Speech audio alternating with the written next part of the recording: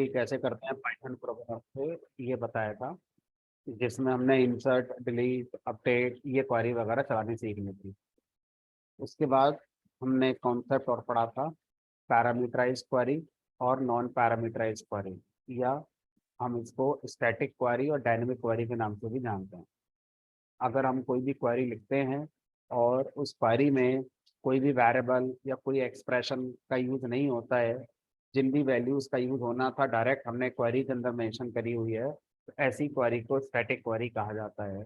और अगर किसी क्वेरी को लिखते समय हमें उसमें कोई वेरिएबल या कोई एक्सप्रेशन यूज़ करना है, तो फिर हम वहाँ पर डेटाबेस पैरामीटर यूज़ करते हैं। और डेटाबेस पैरामीटर को हमने परसेंटेज एस सिंबल से दिखाया है। ये स्टैंडर्ड नहीं होता है, ये डेटाबेस पैरामीटर का सिंबल डेटाबेस के बदलने पर या प्रोग्रामिंग लैंग्वेज के बदलने पर बदल जाता है। ठीक है, तो ऐसी क्वेरी को बोलते हैं हम पैरामीटराइज क्वेरी। आज हम सीखेंगे सेलेक्ट क्वेरी का कॉन्सेप्ट, कि अगर हमें डेटाबेस में जो डेटा रखा हुआ है वो हमें फैच करके पाइथन के प्रोग्राम में आउटपुट में दिखाना है, तो कैसे दिखाया जाएगा वो देखेंगे। तो अपने वो जो स्टेप्स थे सेम रहेंगे। पहला स्टेप है इंपोर्ट करना ड्राइवर के लिए, PyMySQL ड्राइवर जो आप यूज़ कर रहे हैं। दूसरा स्टेप है कनेक्शन को क्रिएट करना, PyMySQL.connect। कनेक्ट एक फंक्शन का नाम है जो PyMySQL मॉड्यूल के अंदर मिलता है, और ये हमें कनेक्शन बनाकर वापस करता है। जो कनेक्शन आता है वो कोई इंटीजर वैल्यू नहीं है, कनेक्शन कोई स्ट्रिंग नहीं होता। कनेक्शन एक अलग डेटा टाइप से दिखाया गया है और उस डेटा टाइप का नाम कनेक्शन ही होता है। तो जब आप कॉन वेरिएबल का टाइप निकालेंगे तो ये हमारा कनेक्शन टाइप आएगा। जैसे लिस्ट, कपल, सेट टाइप होते हैं, उसी तरह से यहाँ पर नए नए टाइप आप देख रहे हैं। ठीक है, तो कनेक्ट फंक्शन के अंदर हमें कुछ रिक्वायर्ड चीज़ें हैं जो पास करनी होती हैं, और कुछ चीज़ें ऐसी हैं जो ऑप्शनल हैं, जिनको हम पास अगर नहीं भी करेंगे तो उनकी डिफ़ॉल्ट वैल्यू कंसीडर हो जाती हैं। जैसे होस्ट, होस्ट की डिफ़ॉल्ट वैल्यू हमारी होती है लोकल होस्ट। पोर्ट नंबर की डिफ़ॉल्ट वैल्यू होती है 3306। ठीक है, तो अगर मैं सिर्फ यूज़र से देना शुरू करूँ, यूज़र रूट है जी। हाँ, यूज़र भी डिफ़ॉल्ट रहता है। अगर आप यूज़र नहीं बताएंगे तो उसकी डिफ़ॉल्ट वैल्यू रूट कंसीडर कर ली जाती है ना। बट बेस्ट प्रैक्टिस होती है कि यूज़र पासवर्ड से आप लिखना शुरू करें, और साथ में अपना डेटाबेस बताएंगे कि आपने किस डेटाबेस की टेबल के साथ कनेक्शन को क्रिएट करना। 9 to 11, 2 स्टेप हो गए। तीसरा स्टेप होता है कि अब हमें क्वेरी को रन करना है। क्वेरी को रन करने के लिए हमें कर्सर क्रिएट करना होता है। कर्सर क्रिएट करने के लिए हमें कनेक्शन पर डिपेंड होना पड़ेगा। बिना कनेक्शन के कर्सर क्रिएट नहीं होगा। कनेक्शन के ऊपर हम कर्सर नाम का एक मेथड कॉल करते हैं। ये कर्सर मेथड हमें कर्सर क्रिएट करके दे देता है। तो कर्सर एक मेथड का नाम है जो हमें कर्सर क्रिएट करके दे रहा है। जो कर्सर आता है वो कोई इंटीजर या फ्लोट या स्ट्रिंग वैल्यू नहीं होती। जो कर्सर आता है वो अपने आप में एक टाइप है, कर्सर डेटा टाइप। जैसे बाकी डेटा टाइप में, इसी तरह से कर्सर मेथड हमें कर्सर टाइप का एक वेरिएबल वापस करता है। तो हम इसे किसी भी वेरिएबल में स्टोर कर सकते हैं। सपोज करो CUR में हमने उसे स्टोर कर लिया,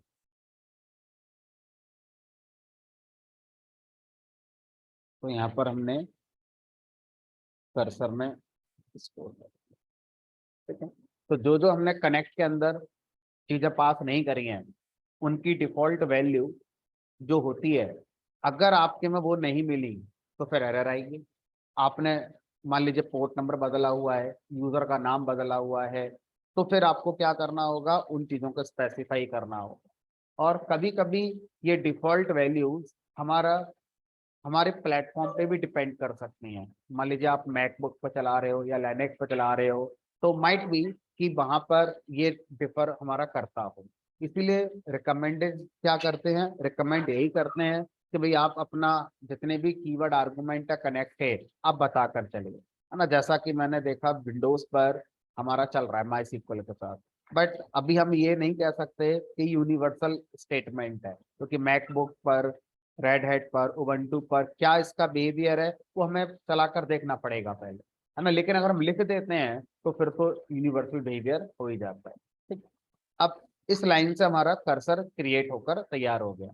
ये वेरिएबल का नाम आप जो चाहें वो रख सकते हैं, आई रख लो, जे रख लो, बेटर है रीडेबिलिटी के लिए हम मीनिंगफुल नाम रखेंगे।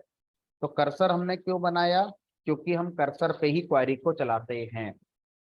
कर्सर बनाने के लिए क्या चाहिए होगा, कनेक्शन चाहिए होगा। तो पहले हमने क्या बनाया, इसलिए कनेक्शन बनाया। कनेक्शन बनाने के लिए क्या चाहिए होता है, ड्राइवर मॉड्यूल चाहिए होता है, इसलिए हमने पहले ड्राइवर मॉड्यूल को इंपोर्ट किया हुआ है। ठीक है, तो तीनों चीजें पूरी तरह से एक दूसरे पर डिपेंडेंट है। कोई भी काम अगर हुआ है, उससे पहले वाला स्टेप अगर हो चुका है तब हुआ है। ये तभी होगा जब कनेक्शन बन चुका है, ये तभी होगा जब ड्राइवर इंपोर्ट हो चुका है, ड्राइवर इंपोर्ट तभी होगा जब आपने ड्राइवर को पहले पिप इंस्टॉल कर रखा होगा। हमने कल कर लिया था, जरूरत ही नहीं। अब कर्सर बनकर तैयार हो गया। अब इस कर्सर के ऊपर हम एग्जीक्यूट मेथड कॉल करेंगे, और एग्जीक्यूट मेथड में एज ए स्ट्रिंग आर्गुमेंट हम लोग क्या पास करते हैं, अपनी क्वेरी पास करते हैं। तो एज ए स्ट्रिंग हमें यहाँ पर अपनी क्वेरी को लिखना है। ठीक है, अब ये क्वेरी कोई सी भी हो सकती है, DDL क्वेरी हो सकती है। तो DDL का मतलब होता है डेटा डेफिनेशन लैंग्वेज। वो सारी क्वेरी जिनसे हम डेटाबेस में कुछ क्रिएट करते हैं उनको हम क्या कहते हैं, DDL क्वेरी कहते हैं। जैसे create table, create procedure, create function, create view. तो जो भी हम कुछ क्रिएट कर रहे हैं वो DDL क्वेरी है। या जो जो हमने क्रिएट किया है अगर उसको हम डिलीट कर रहे हैं, उसको हम ड्रॉप कर रहे हैं, तो वो क्या क्वेरी है, DDL। तो जो हमारा डेटाबेस के अंदर चीजें बनती हैं, जो डेटाबेस ऑब्जेक्ट्स होते हैं, उनको बनाना, उनको डिलीट करना, उनको मॉडिफाई करना, वो सब क्या होता है, हमारा DDL कहलाता है। जैसे क्रिएट कमांड हो गई DDL, अल्टर कमांड हो गई DDL, ड्रॉप कमांड हो गई। तो ये कमांड्स क्या कहलाती है, हमारी DDL।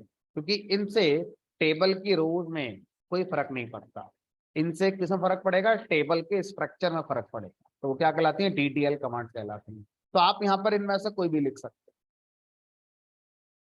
या आप DML कमांड लिख सकते हो। DML क्या होती है, डेटा मैनिपुलेशन लैंग्वेज।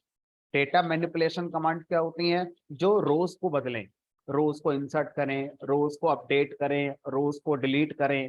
तो इंसर्ट कमांड हो गई, डिलीट कमांड हो गई, अपडेट कमांड हो गई। ये सारी कमांड्स DML कमांड्स कहलाती हैं। आप इन्हें यहाँ लिख सकते हैं। ठीक है, तो इस तरह से आप यहाँ पर DDL कमांड लिखें, DML कमांड लिखें, या आप यहाँ पर TCL ट्रांजैक्शन वाली कमांड लिखें, ट्रांजैक्शन कंट्रोल, ट्रांजैक्शन स्टार्ट करें, सेव पॉइंट बनाएं, रोल बैक, जो भी लिखना चाहते हैं वो सब आप यहाँ पर लिख सकते हैं। या आप यहाँ पर DQL लिख सकते हैं। DQL का मतलब क्वेरी करना। क्वेरी का मतलब क्या होता है, हमने किसी से कुछ पूछा है तो हमें उसका जवाब मिलेगा। तो उस साइंस में हम इसको क्या बोलते हैं, DQL, डेटा क्वेरी लैंग्वेज। और इसके अंदर क्या आएंगी, जनरली सेलेक्ट क्वेरी इसके अंदर हमारी आती है। हमें जो भी चीज मिलती है डेटाबेस से, हमने कुछ मांगा, डेटाबेस ने हमें उसका जवाब वापस कर दिया, है ना। तो वो सब किसके अंदर आएगा, DQL के अंदर। तो जनरली सेलेक्ट क्वेरी को हम DQL मान लेते हैं। तो एग्जीक्यूट के अंदर आप कोई सी भी क्वेरी लिख सकते हैं, DDL, DML, DQL, TCL। ठीक है, चलिए अब मैं यहाँ पर फिलहाल सेलेक्ट क्वेरी को लिख रहा हूँ। तो एक बार टेबल ओपन कर लेते हैं जिससे कि आसान होगा समझना।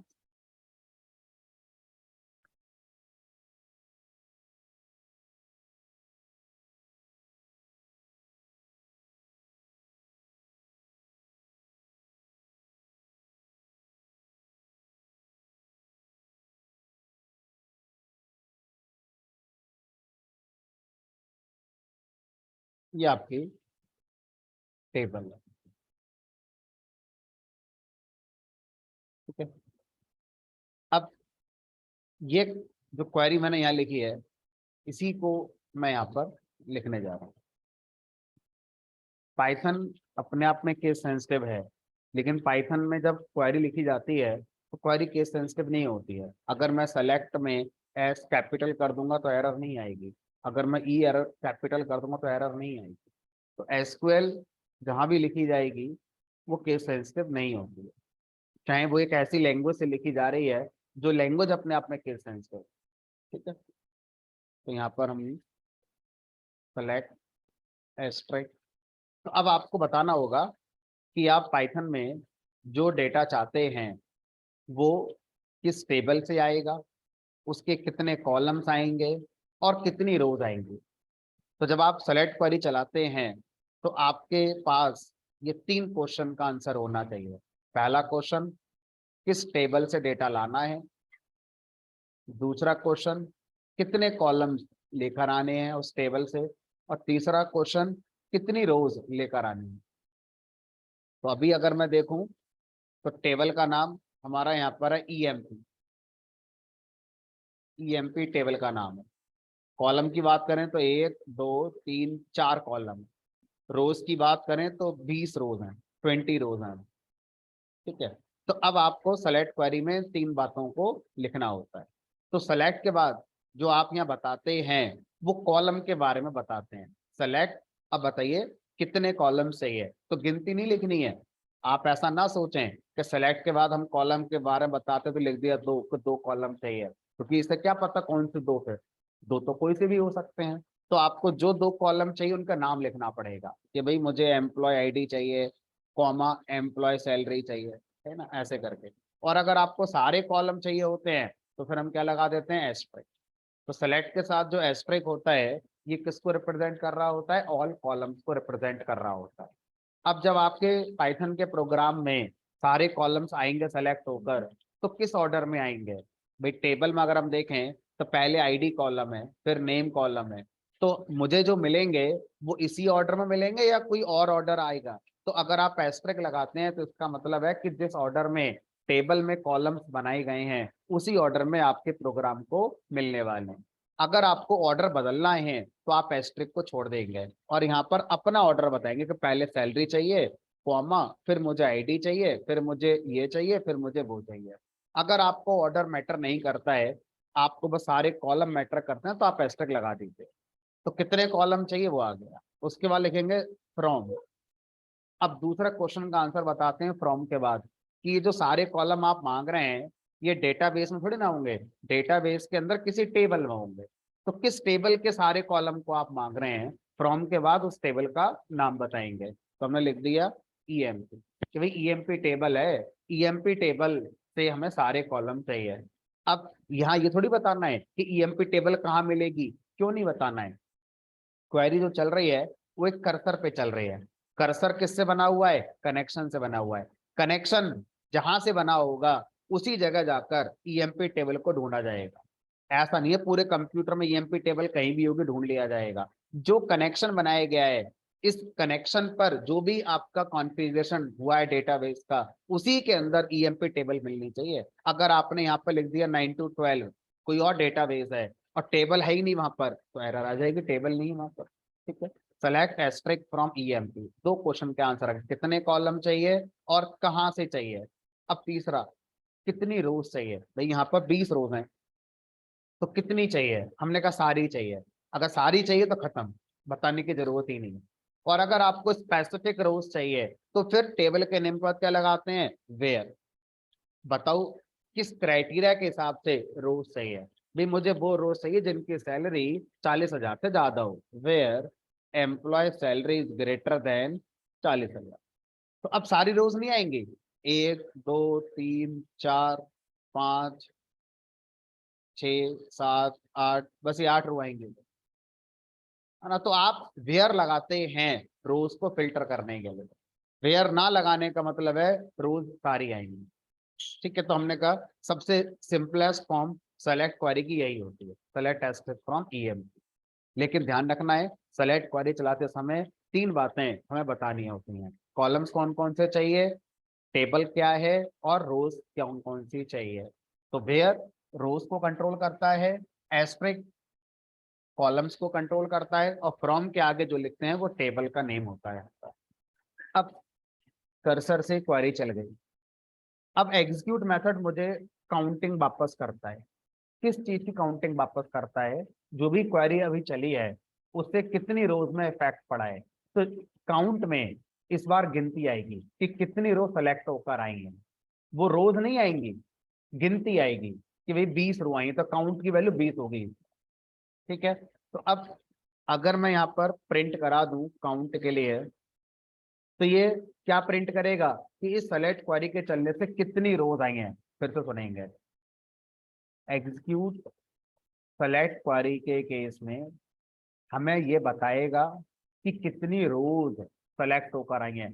कॉलम नहीं बताएगा कि कितने कॉलम सेलेक्ट होकर आए हैं, जितने मांगे होंगे उतने आ गए होंगे। रोज कितनी आई हैं ये वो बताने वाला काम करता है। ठीक है, उसके बाद हम कमिट करते थे। तो कमिट के बारे में ये कहा जाता है कि जब आप डेटाबेस को कुछ देते हैं, डेटाबेस में कुछ चेंज करवाते हैं, तो कमिट करना पड़ता है। जब डेटाबेस से आप कुछ मंगा रहे हैं तो कमिट का कोई सेंस नहीं होता है। ठीक है, तो सेलेक्ट क्वेरी हमारा कर्सर में स्टोर नहीं होती है। जैसे कल मैंने बताया था, insert query, delete query, update query जब हम लिखते हैं तो वो टेबल पे नहीं जाती हैं। कब तक नहीं जाती हैं? जब तक हम कमिट ना करें। तो बाय डिफॉल्ट वो कहाँ सेव रहती हैं? कर्सर के अंदर ही सेव रहती हैं, टेबल पे नहीं जाती हैं। लेकिन अगर मैं सेलेक्ट क्वेरी चलाता हूं तो सेलेक्ट क्वेरी चलते ही टेबल पे चल जाती है। वो कहीं कर्सर में जाके रुकती नहीं है, कर्सर में जाके सेव नहीं होती है। तो कमिट करने का कोई सेंस नहीं है। कर देंगे तो एरर नहीं आएगी और नहीं करेंगे तो कोई सेंस ही नहीं आ रहा। ठीक है, तो इस तरह से अगर हम कमिट वाले स्टेटमेंट को स्किप करना चाहें तो बिल्कुल कर दीजिए, एक्स्ट्रा क्यों लिखें एक लाइन। कनेक्शन को क्लोज हमने कहा कर दो, ये तो करना ही है। ये लो।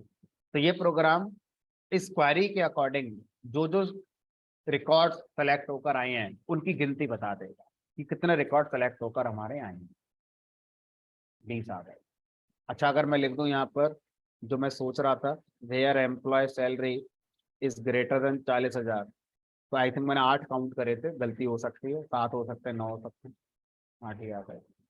तो जितनी आप लिखोगे, मान लो कर दिया मैंने 50,000, तो 50,000 से ज्यादा सैलरी कंटेन करने वाले रिकॉर्ड 4।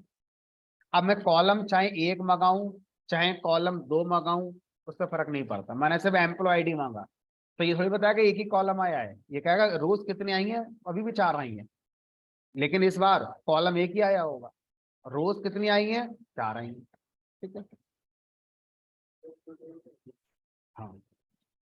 अब हमारी ज्यादा बार रिक्वायरमेंट यही होगी कि हमें गिनती थोड़ी चाहिए होगी कि कितने रिकॉर्ड आए हैं। हमें तो वो रिकॉर्ड बताओ क्या क्या है, उनकी आईडी क्या है, उनकी सैलरी क्या है, उनमें क्या लिखा हुआ है, वो हमें चाहिए होगा। तो इसको समझने के लिए हमें, मान लीजिए ये मेरा पाइथन प्रोग्राम,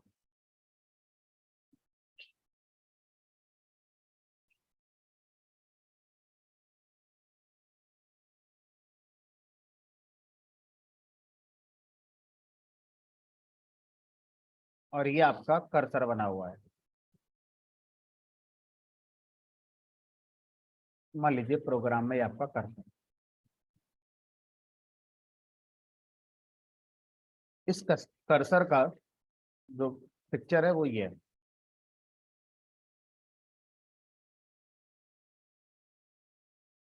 मैंने बताया था कर्सर एक स्टोरेज होता है।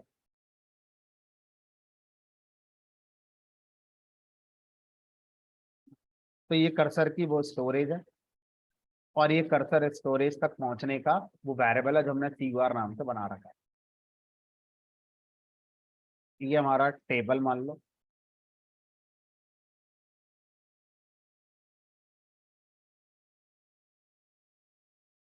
ये हमारी डेटाबेस टेबल है। आपने कर्सर से क्वेरी चलाई, सेलेक्ट एस्ट्रिक फ्रॉम EMP।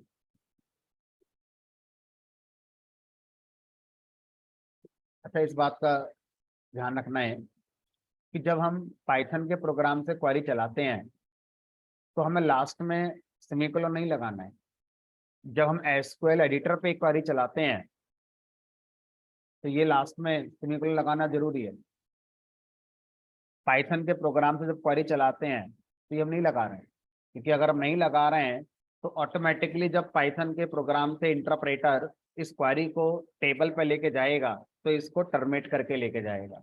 तो ये हमारी हेडेक अब नहीं रह गई कि हमें यहाँ पे ऐसे सेमीकोलन लगाना है। ठीक है, अगर लगा देते हैं तो क्या होगा, कोई एरर नहीं आ रही है। ठीक है, तो अगर नहीं लगाएंगे तो इंटरप्रेटर इस काम को अपने आप कर रहा है। ठीक है, लेकिन एस्केलेटर पर ये आपको फैसिलिटी नहीं मिलेगी कि अपने आप हो जाएगा, करना पड़ेगा। जब तक करोगे नहीं तब तक आउटपुट नहीं आएगा। ठीक है, चलो, तो अब आपने सेलेक्ट क्वेरी चलाई टेबल से, टेबल से जो भी डेटा है वो कर्सर के अंदर जो स्टोरेज होती है वहां पर आ गया। कैसे आया, जो जो रोज मांगी हैं सारी रोज टपल बनकर आ गई होंगी। तो कर्सर के अंदर जो सारा डेटा आया है वो टपल बनकर आया होगा। जितनी रोज मांगी हैं उतनी टपल कर्सर के अंदर क्रिएट हो गई होंगी। तो हमने तो सारी रोज मांग ली है, देर तो लगाया नहीं है, तो कर्सर के अंदर 20 टपल्स बन गई होंगी। अब हर टपल में कितनी वैल्यूज होती हैं, उतनी ही होती हैं जितने कॉलम्स आपने मांगे थे। तो मैंने कितने कॉलम मांगे हैं अभी सेलेक्ट क्वेरी में, सारे कॉलम मांगे हैं, तो हर टपल में सारे कॉलम की वैल्यू होगी। तो पहले वाली अगर हम रो को देखें,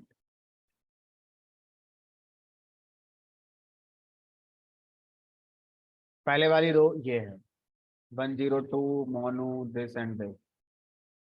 तो अगर मैं यहाँ देखूं तो इस टपल के अंदर ये वैल्यू हमारी आ गई होगी। टपल के अंदर आई होगी तो टपल वाली स्टाइल में आएगी। फिर टपल के अंदर जो वैल्यूज होती हैं वो कॉमा से सेपरेट होती हैं। तो ये पाइप से मुझे लगता है ये तो MySQL में आ रहा है। तो ये हो गई पहली टपल। अब दूसरी भी तो होगी, हमने कहा दूसरी भी होगी ऐसे ही करके। हर टपल में कॉलम्स की वैल्यू होती है। किस ऑर्डर में कॉलम्स की वैल्यू आएगी, जिस ऑर्डर में आपने कॉलम मांगे थे। तो मैंने तो एस्टेरिस्क लगा दिया है, तो एस्टेरिस्क लगा दिया है तो इस टपल में पहला कॉलम जो आएगा वो वही आएगा जो टेबल के अंदर, दूसरा वही आएगा जो यहाँ पर। अच्छा, इमेजिन कर लीजिए कि अगर मैं यहाँ एस्टेरिस्क ना लगाकर, मान लो मैं क्वेरी ये ना लिखकर क्वेरी में ये लिख देता कि भाई मुझे तो एम्प्लॉय की सैलरी चाहिए, कॉमा एम्प्लॉय की आईडी चाहिए फ्रॉम EM। तो अब यहाँ पर जो टपल बनती कर्सर के अंदर उसमें दो ही वैल्यू होती, क्योंकि आपने दो ही कॉलम मांगे हैं। एक पहली वैल्यू होती सैलरी वाली, लाइक 46, तो जो भी है, और दूसरी होती है एम्प्लॉय आईडी 102। अब जितनी भी टपल बनेंगी सब में इन्हीं दो कॉलम की वैल्यू उसी ऑर्डर में होगी जिस ऑर्डर में कॉलम आपने सेलेक्ट करें। ठीक है, तो अगर आप एस्टेरिस्क लगाते हैं सेलेक्ट के साथ तो टपल के अंदर जो कॉलम्स की वैल्यूज आएंगी वो फिर उसी ऑर्डर में आती हैं जिस ऑर्डर में टेबल के अंदर कॉलम्स आपके बने हुए हैं। ठीक है, अब इस तरह से जितनी भी रोज आपने मांगी हैं वो कर्सर के अंदर टपल बनकर आ गई हैं। अब हमें क्या करना है, अब हमें इस कर्सर वेरिएबल का यूज करते हुए इन टपल्स से डेटा रीड करना। कैसे रीड करेंगे उसको सीखना होगा। अब शायद आपको कर्सर का नाम कर्सर क्यों रखा गया है ये समझ में आएगा, है ना। तो जनरली अगर हम कर्सर की बात करें तो नोटपैड में कर्सर तो होता ही है, तो हर जगह किसी भी एडिटर में कर्सर होता है। तो अगर मैं नोटपैड की बात करूं या कहीं भी बात करूं तो कर्सर, ये कर्सर ब्लिंक कर रहा है, ये जो कहीं तो कर्सर ब्लिंक कर रहा है यहाँ पर। अभी अब मैं यहाँ आ गया तो कर्सर में रही है। अगर मैं MySQL में आ जाऊं तो MySQL में जो कर्सर है वो ये ब्लिंक कर रहा है।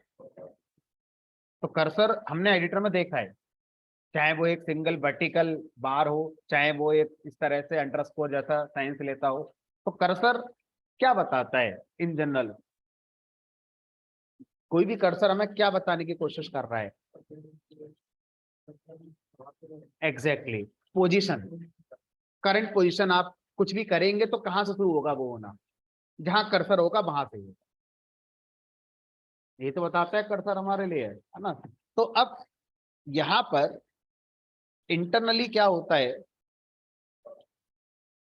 जब आप सेलेक्ट क्वेरी चला लेते हैं तो इंटरनली कर्सर के अंदर एक लॉजिकल कर्सर क्रिएट होता है।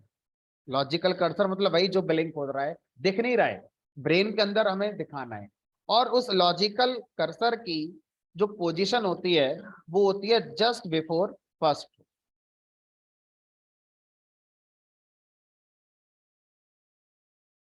जस्ट बिफोर फर्स्ट, ठीक है? तो ये जो लॉजिकल कर्सर है ये इंटरनली क्रिएट होता है तभी जब सेलेक्ट क्वेरी चलती है, अदरवाइज ये नहीं होता। तो अब ये जो लॉजिकल कर्सर है ये कह रहा है कि मैं जहां भी हूं, जब आप रीड करने आएंगे इन टपल्स को, तो मैं अपने नेक्स्ट टपल से रीड करना शुरू करूंगा। तो कर्सर की पोजीशन जहां भी होगी उसकी नेक्स्ट टपल से रीड करना शुरू किया जाएगा। तो कर्सर की पोजीशन कहाँ होती है? Just before first. तो इनिशियल पोजीशन जो कर्सर की होती है वो जस्ट बिफोर फर्स्ट होती है। और ये जो लॉजिकल कर्सर है इसको आप अपने प्रोग्राम में जो कर्सर वेरिएबल होता है उसके थ्रू कंट्रोल करते हैं। जो प्रोग्राम में कर्सर वेरिएबल बनाया है उसके थ्रू कंट्रोल करते हैं। कैसे करेंगे देखते हैं। तो इस कोड को मैं पूरा कॉपी करके यहाँ पेस्ट कर रहा हूँ। अब मैं यहाँ पर कर्सर के काउंट को प्रिंट नहीं करूँ, बट ध्यान रखना जो भी खेल करना है क्लोज करने से पहले करना है। तो कर्सर अगर कनेक्शन क्लोज हो गया तो कर्सर खत्म हो जाता है, फिर कुछ नहीं बचता। तो अब मैं यहाँ पे कर्सर से कहूँगा कर्सर फैच वन। कर्सर से मैंने कहा कर्सर अपने अंदर जितनी भी रोज आई हैं उनमें से एक रो फैच करके दे दो हमें। अब कौन सी वाली एक रो फैच होगी ये नहीं पूछा गया आपसे। लॉजिकली वो चेक करेगा कि मेरे अंदर जो कर्सर था वो कहां पर है और उसके आगे कौन सी रो है वो मुझे मिल जाएगी। तो जिस पॉइंट पर मैं अभी हूं उस समय वो लॉजिकल कर्सर कहाँ रहा होगा? Just before first row. तो अब मुझे इस लाइन से कौन सी रो मिलने वाली है कर्सर के अंदर से? फर्स्ट रो, क्योंकि अभी कर्सर जहां पर है उसके आगे की रो फर्स्ट रो ही है। तो ये फर्स्ट रो मुझे मिल गई। और कैसे मिलेगी? As a tuple. तो ये मेरे पास पहली रो आ गई, कर्सर से मैंने रीड कर ली, ये आ गई पहली रो। 3012 यही पहली है, हमने कहा देख लो।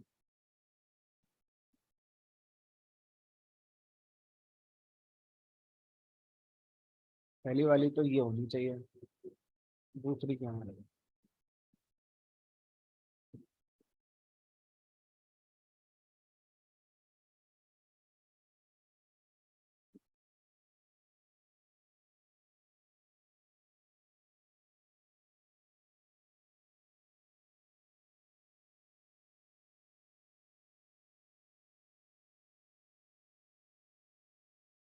आप देखो ना, आपने वेयर लगा रखा है तो उसके हिसाब से पहली रो जो आई होगी वो ये होगी। ये बताओ ना, ये क्यों लगा रखा है?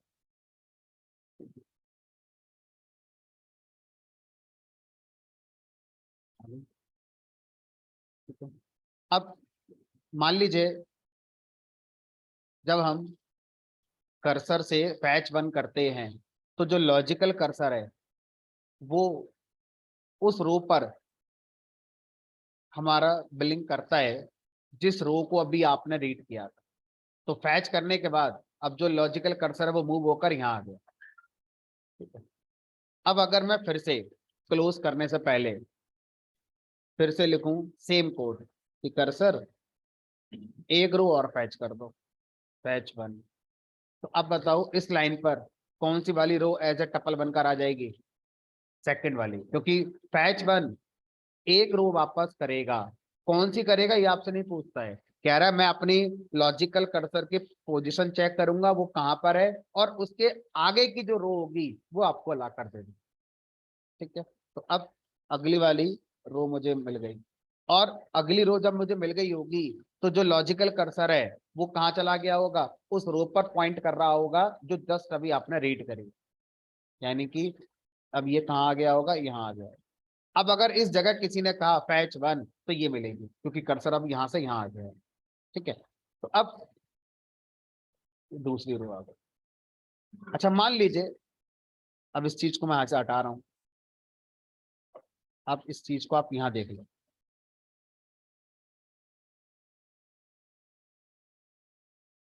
ठीक है, अब अगर मैं यहाँ पर, अभी कहां पर आ गया मेरा कर्सर, इस रो पर आ गया होगा मेरा कर्सर, दो ही रीड हुई है। अगर मैं यहाँ लिख दूं कर्सर डॉट फैच मैनी, तो फैच मैनी क्या करता है, एक बार में एक से ज्यादा रो फैच करता है। आपसे बस ये पूछेगा कितनी, मैंने कहा 3। ये नहीं पूछेगा कौन सी 3, उसे पता है कर्सर अभी जहां पॉइंट कर रहा है उसके आगे की 3। तो अभी जिस समय मैंने ये लाइन लिखी है उस समय जो मेरा लॉजिकल कर्सर था वो यहां पर है। अब इसके आगे के 3, 1 2 3, और कर्सर मूव होकर कहाँ आ जाएगा, जो आपने लास्ट रो अभी रीड करी है, यानी कि इस जगह पर ही आ जाएगा, 305 वाली रो पर आ जाएगा। अब मुझे क्या मिलेंगी, जितनी भी ये टपल्स हैं, क्योंकि इस बार एक टपल नहीं मिलेगी, इस बार कितनी टपल मिलेंगी, 3 मिलेंगी। तीनों टपल को एक और टपल में रखकर दे दिया जाएगा। तो इस बार कई टपल्स आएंगी, और वो कई टपल्स भी एक टपल में रख के ही दी जाएंगी। ये पहली रो कर्सर के नेक्स्ट से, ये दूसरी, ये तीसरी, और इन तीनों को उठाकर एक और टपल में रखकर आपको। अब अगर मैं आपसे कहूं कि मुझे जितनी रो रह गई हैं रीड करने से, सारी रो मुझे लाकर दे दो, तो क्या लिखें, cursor dot fetch all. Fetch all क्या करेगा, कर्सर की पोजीशन जहां पर है उसके आगे से जितनी रो बची हैं सबको रीड करके आपको दे देगा। तो सारी टप्पल जितनी बची होंगी वो आपको मिल जाती, सारी आ गई हैं, बची कुछ थी। अच्छा, जब ये सारी बची कुछ आ गई हैं, तो ये बताओ लास्ट में अब मेरा कर्सर कहाँ आ गया होगा, लॉजिकल कर्सर इस रो पर आ गया होगा। अब मैंने ये लाइन लिख दी कि भाई फैच वन। तो अब बताओ जिस समय हम यहाँ फैच वन करने जा रहे हैं उस समय लॉजिकल कर्सर जिस रो को पॉइंट कर रहा है वो लास्ट रो होगी। अब उसके आगे तो कोई रो ही नहीं है, लगा क्या देगा हमारे लिए, नन, NONE, तो मतलब आगे कोई रो ही नहीं है। ठीक है, अब इस खेल को दोबारा खेलेंगे। हम्म,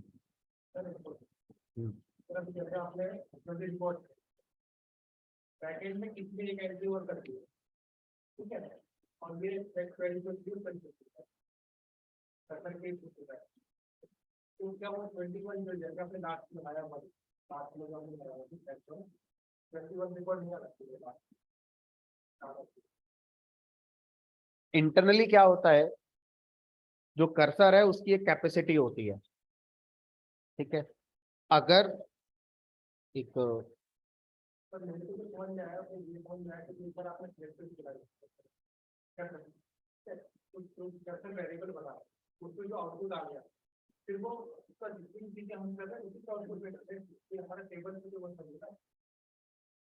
चलो, ये थोड़ा सा पेचीदा क्वेश्चन है जिसका आंसर स्ट्रेट फॉरवर्ड हाँ और ना नहीं है। क्वेश्चन क्या है इनका, एक बार मैं पहले समझाता हूँ क्लास में, फिर आंसर पर हम डिस्कशन करेंगे। सही जवाब हमारे पास इसका नहीं है ना। मान लीजिए मेरे पास टेबल है,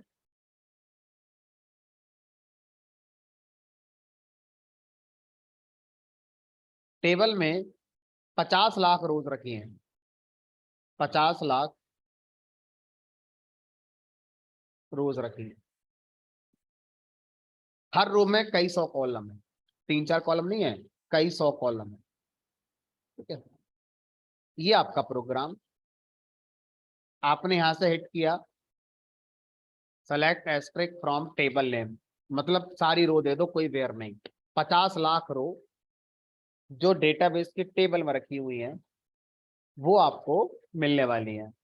प्रैक्टिकली सोचने की कोशिश करते हैं, डेटाबेस की टेबल कहाँ स्टोर होती है? हमारे कंप्यूटर की हार्ड डिस्क में।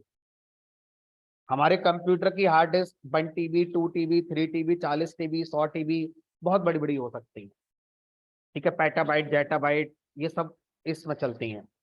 तो मेरा जो टेबल में 50 लाख रोज रखी हैं, वो 50 लाख रोज रैम के अंदर नहीं आई है, क्योंकि टेबल डेटाबेस की रैम में नहीं क्रिएट होती है, वो मेरी हार्ड डिस्क में कहीं जाके क्रिएट होती है। तो अगर हम देखें तो हम डेटाबेस की टेबल के अंदर जो रोज रखते हैं वो उतनी रख सकते हैं जितनी डेटाबेस की कैपेसिटी है।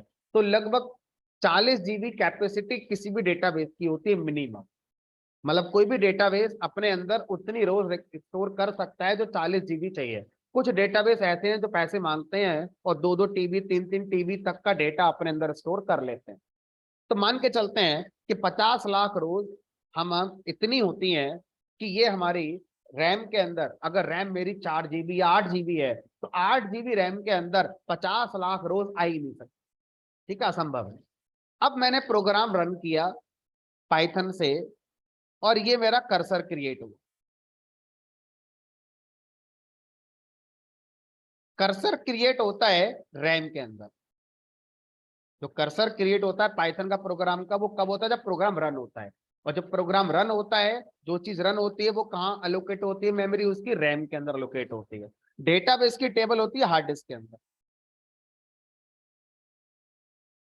ठीक है, अब अगर मैं रैम की बात करूं, 8 GB रैम मेरे कंप्यूटर में मान लीजिए लगी हुई है, तो क्या आपको ऐसा लगता है कि 8 की 8 GB मेरे पाइथन प्रोग्राम को इस्तेमाल करने को मिल गई होगी? हमने कहा बिल्कुल नहीं मिली होगी। जब आपने सिस्टम बूट किया होगा तो 2-3 GB तो विंडोज खा गई होगी बूट होते ही।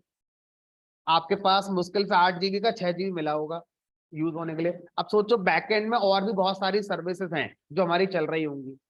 तो मैक्सिमम मुझे लगता है 8 GB रैम अगर आप लैपटॉप में लेकर बैठे हैं तो पाइथन के प्रोग्राम को 1 GB रैम मिलेगी बस।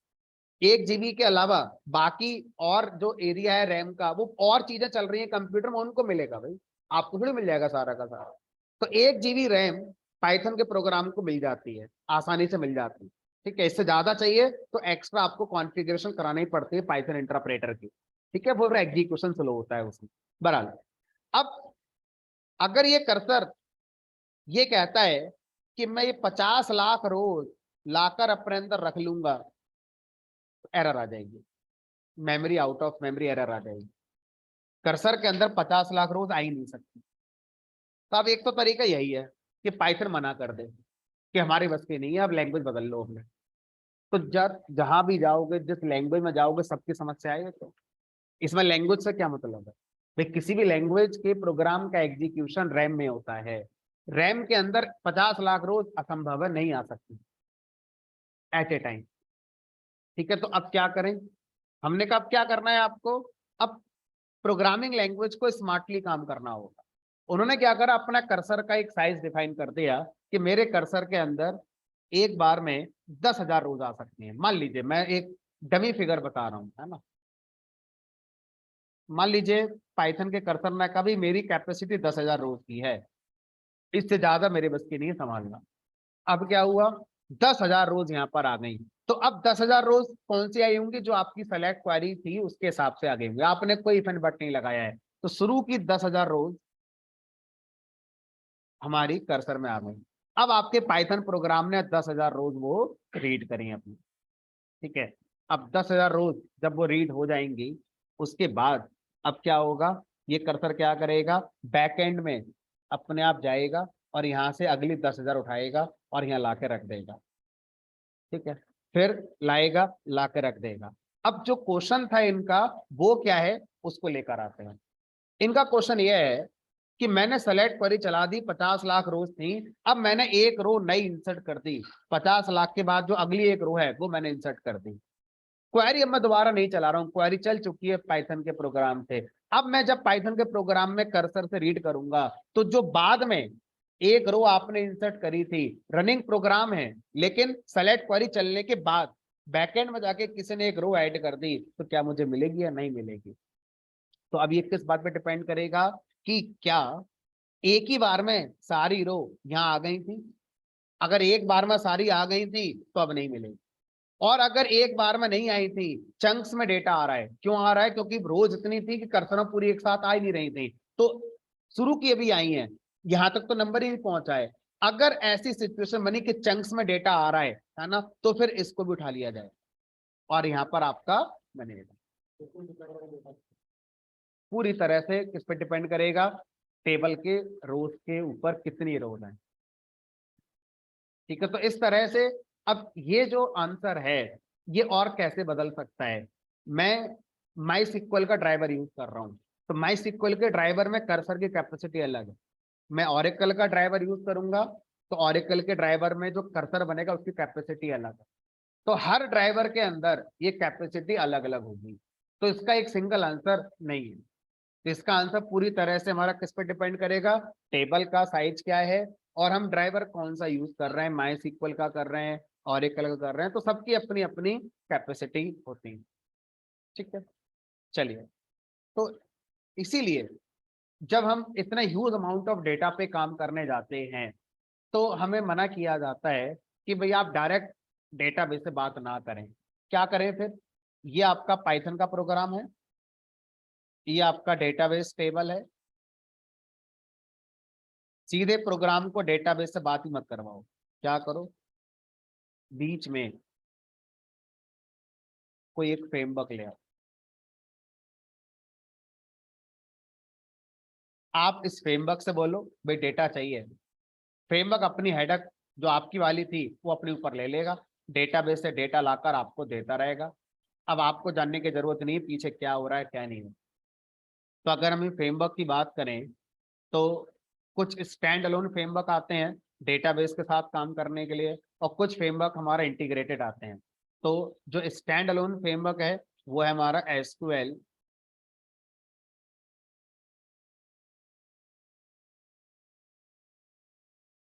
Alchemy, M Y, SQL alchemy.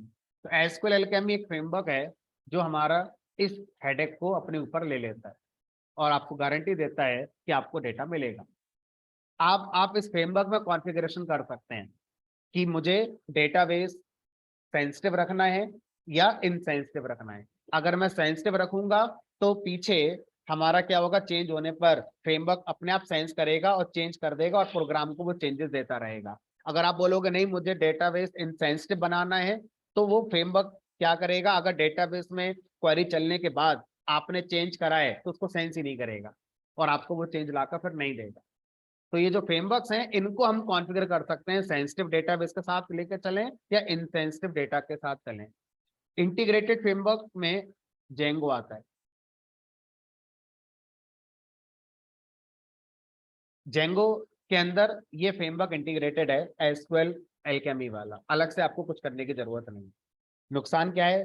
Django मजबूरी है कि आपको वेबसाइट बनानी होगी। अगर मेरी मजबूरी वेबसाइट बनाना है ही नहीं, मैं तो बस डेटाबेस से बात करना चाहता हूँ, तो आप इस फ्रेमवर्क को इंडिविजुअली पाइथन में यूज कर सकते हैं।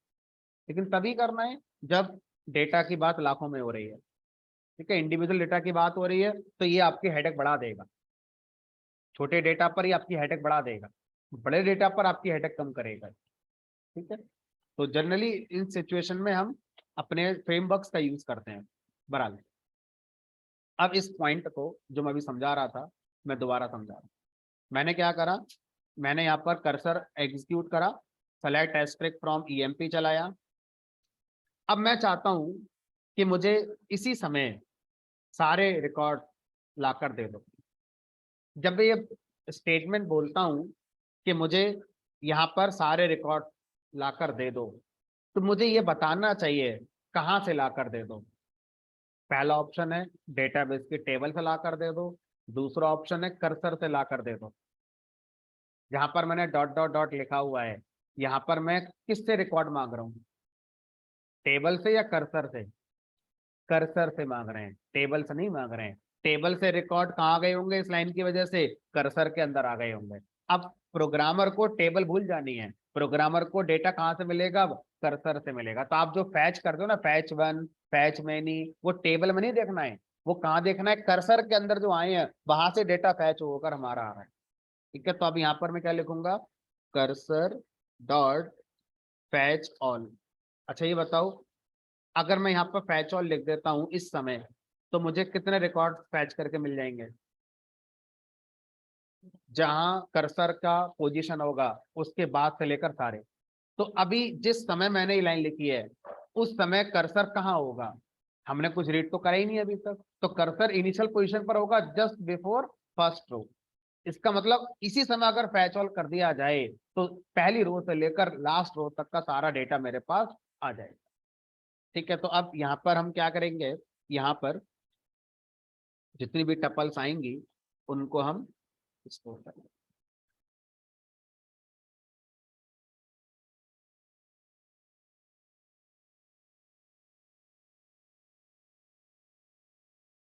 ठीक है, अब आपका मन करेगा सर आ तो सारी रो गई लेकिन देखने में अच्छा नहीं लग रहा है, तो आप एक काम करो ना, जितनी टपल्स आई हैं इन टपल्स को एक टपल में रख कर दिया गया है, तो जो मेन टपल है ये है ना, इस पे लूप लगा लो, ऐसे ना प्रिंट करा के लूप लगा लो, फॉर टपल इन टपल्स, उस टपल से एक एक टपल आती रहेगी और आप अपना प्रिंट करा लो। हाँ सर, पहले से तो बेटर है। अब आप चाहते हो सर ये ब्रैकेट भी नहीं आए, क्योंकि यूजर को क्या पता टपल क्या होती है, तो प्रोग्रामर को पता है टपल क्या होती है, जो आउटपुट देखने वाला इंसान होगा वो क्यों ये कॉमा देखना चाहेगा, वो क्यों ये ब्रैकेट ऐसे देखना चाहेगा, वो तो सब नहीं देखना चाहेगा। ठीक है, तो अब क्या करना होगा यहाँ पर, यहाँ पर फिर अब देखो एक एक टपल जो आई है ना, हमें पता है उस टपल में चार वैल्यू है, zero index, first index, second index, third index. तो आप एक काम करो, पूरी टपल प्रिंट ना करके उस टपल के जीरो इंडेक्स की वैल्यू प्रिंट करो, तो सिर्फ 102 प्रिंट होगा, कॉमा फर्स्ट इंडेक्स की प्रिंट कर दो, सेकंड इंडेक्स की प्रिंट कर दो, थर्ड इंडेक्स की प्रिंट करो। अब by default print multiple values को स्पेस से सेपरेट करता है, अगर आपको वो स्पेस की जगह पर टैब स्पेस चाहिए तो आप सेपरेटर अपना लगा दो। अब जो वैल्यू ज्यादा आ रही है उसके हिसाब से चल रहा है, जो वैल्यू कम है उसके हिसाब से चल रहा है, तो इसको फॉर्मेटिंग आपको करनी होगी, है ना। तो स्ट्रिंग फॉर्मेटिंग जो पढ़ाई गई थी आपको, उसका यूज करके आप फॉर्मेटिंग कर सकते हैं। अब अगर आप सेलेक्ट क्वेरी चलाने के बाद कर्सर से सारी रोज पढ़ना चाहते हैं एक एक करके, तो आपको कोई कर्सर पे फैच मेथड कॉल करने की जरूरत नहीं, ना फैच वन, ना फैच मैनी, ना फैच ऑल। कर्सर इटरेबल होता है, फॉर लूप में आप कर्सर को पास कर सकते हैं। जब आप कर्सर को डायरेक्ट फॉर लूप में यूज करते हैं तो ये फॉर लूप अपने आप इसकी एक एक रो फैच करके इस टपल में लाता रहेगा और आप उसे अपना जैसे यूज करना चाहते हैं वैसे करें। तो फॉर लूप पहली बार जब पढ़ा था तो रेंज फंक्शन के साथ दिमाग में बैठ किया जाएगा, उसके बाद लिस्ट पढ़ी तो लिस्ट के साथ सेट हुआ, टपल के साथ भी सेट हुआ, आज हम कर्सर के साथ भी देख रहे हैं। तो सर ऐसे पाइथन खत्म थोड़ी हो गई, अभी पाइथन तो पता नहीं कितनी और है, तो पता नहीं कितनी और जगह फॉर लूप यूज होता होगा। तो फॉर लूप का रेंज के साथ कोई सीधा कनेक्शन नहीं है, रेंज फंक्शन से एक सीक्वेंस बनती है, फॉर लूप कह रहा है मुझे तो सीक्वेंस चाहिए। अब जो भी टॉपिक आप पढ़े पाइथन में जो एक सीक्वेंस बनाता हो फॉर लूप में यूज किया जा सकता है। तो जो कर्सर है it is like sequence, sequence of रोज, भाई उसमें अंदर रोज ही तो है कर्सर के अंदर, इसलिए फॉर लूप में कर्सर को डायरेक्ट यूज किया जा सकता है। ठीक है, अब एक ऐसी फैसिलिटी है जो इस वाले ड्राइवर में तो है लेकिन सारे ड्राइवर में नहीं है। क्यों नहीं है, क्या फैसिलिटी है, उसको समझते हैं। मैं कर्सर की पोजीशन को नेविगेट करना चाह रहा हूं, कर्सर की पोजीशन को नेविगेट करना चाह रहा हूं। अभी कर्सर कहां पर होगा, जस्ट बिफोर फर्स्ट रो। अगर मैं कोई रो मांगने जाऊंगा तो पहली रो मिलेगी। मैं चाहता हूं मुझे 5वें नंबर की रो चाहिए, सीधा 5वें नंबर की रो चाहिए मुझे। मुझे 5वें नंबर की रो अगर चाहिए तो कर्सर को कहां लेकर आना पड़ेगा, चौथे नंबर की रो पर लाना पड़ेगा, क्योंकि कर्सर के नेक्स्ट रो मिलती है मुझे जब मांगने जाता हूं कर्सर से। तो अब मैं कर्सर को बिना पढ़े कैसे नेविगेट कराऊं, क्योंकि बाय डिफॉल्ट कर्सर आगे बढ़ता है कब, जब किसी रो को रीड किया जाता है। अब मैं किसी रो को रीड नहीं करना चाहता, मैं सीधा कर्सर को एक पर्टिकुलर रो को पॉइंट कराना चाहता हूं। तो कैसे करेंगे, तो उसके लिए कर्सर के ऊपर एक मेथड कॉल करते हैं जिसका नाम होता है स्क्रॉल। स्क्रॉल में आपको बताना है, बताओ कहां ले जाए, हमने कहा 4 पे ले जाओ। अब कर्सर कहीं भी है, चाहे फर्स्ट रो पे है चाहे लास्ट रो पे है, कहीं भी है, वो उठकर कहां आ जाएगा, चौथे नंबर की रो पर आ जाएगा। ठीक है, लेकिन आपको यह बताना पड़ेगा कि कर्सर जो स्क्रॉल हो रहा है वो एब्सोल्यूट मैनर में स्क्रॉल हो रहा है या रिलेटिव मैनर में स्क्रॉल हो रहा है। सर ये नई बात कहाँ से ले आया यार, हमने कहा देखो नई बात क्या है। मान लो ये कर्सर, क्या समझ रहे हैं हम, स्क्रॉल के कॉन्सेप्ट को समझ रहे हैं।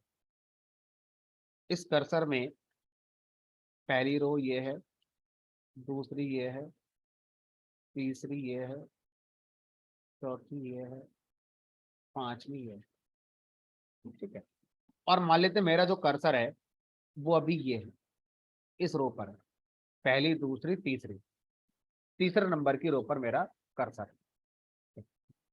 अब अगर मैं लिखता हूं कर्सर डॉट स्क्रॉल 1, ठीक है, तो कर्सर का स्क्रॉल ये कह रहा है कि भाई मुझे आप ये बता सकते हैं कि मैं जहां हूं वहां से एक कदम आगे बढ़ना है मुझे, या एग्जैक्ट, या पीछे भी जा सकता हूं मैं, या एग्जैक्ट फर्स्ट नंबर की रो पे ही जाना है। भाई इसके दो मतलब हो गए। इसका मतलब पहला ये हो गया कि एक रो आगे या एक रो पीछे। हमने कहा नहीं, सीधा एक नंबर की रो पे ले जाओ, कहां थे उससे फर्क नहीं पड़ना चाहिए। तो ये बात कैसे बताते हैं, यहां पर लिखते हैं mode equal to relative. Relative mode का मतलब है करंट पोजीशन के रिलेटिव 1 पोजीशन आगे बढ़ो। तो आपका कर्सर अगर ये था तो अब ये यहां पर आ जाएगा। ठीक है, अगर आपने यहां -1 लिखा तो कर्सर आपका अगर ये है तो एक रो ऊपर चला जाएगा। तो माइनस का मतलब है ऊपर की तरफ कर्सर चलेगा, प्लस वैल्यू का मतलब है आगे की तरफ बढ़ेगा। कहां से, करंट पोजीशन से। कब, अगर मोड की वैल्यू क्या लिखी आपने, रिलेटिव। अगर आपने मोड की वैल्यू लिखी यहां पर एब्सोल्यूट, इसका मतलब है करंट पोजीशन भूल जाओ, कहीं भी हो आप सीधा कहां चले जाओ, फर्स्ट रो पे चले जाओ।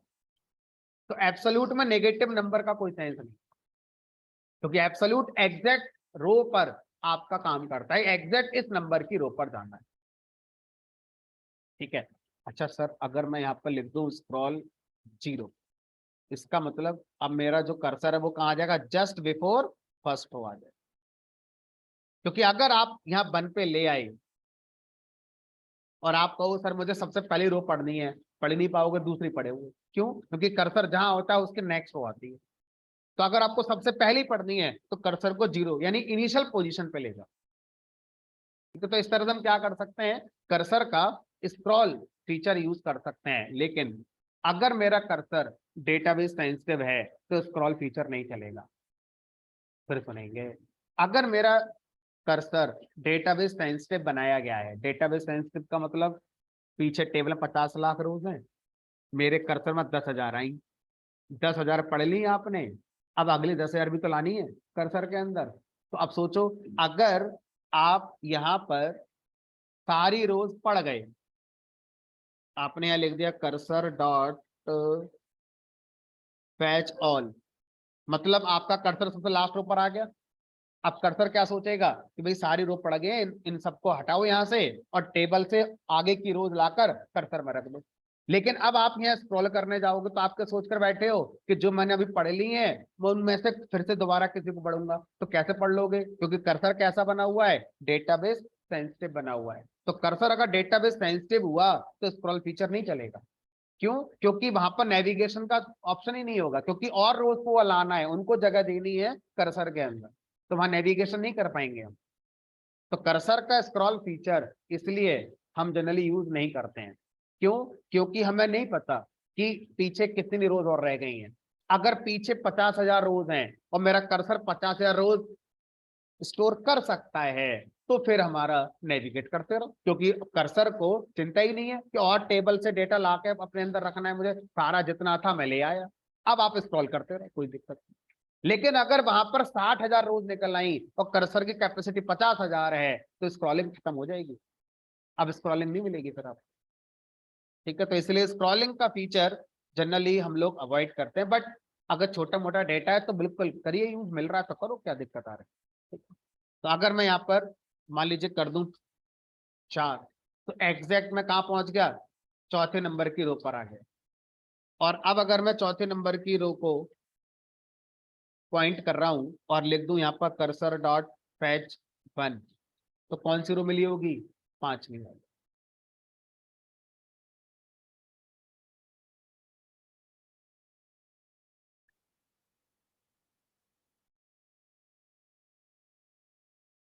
एक, दो, तीन, चार।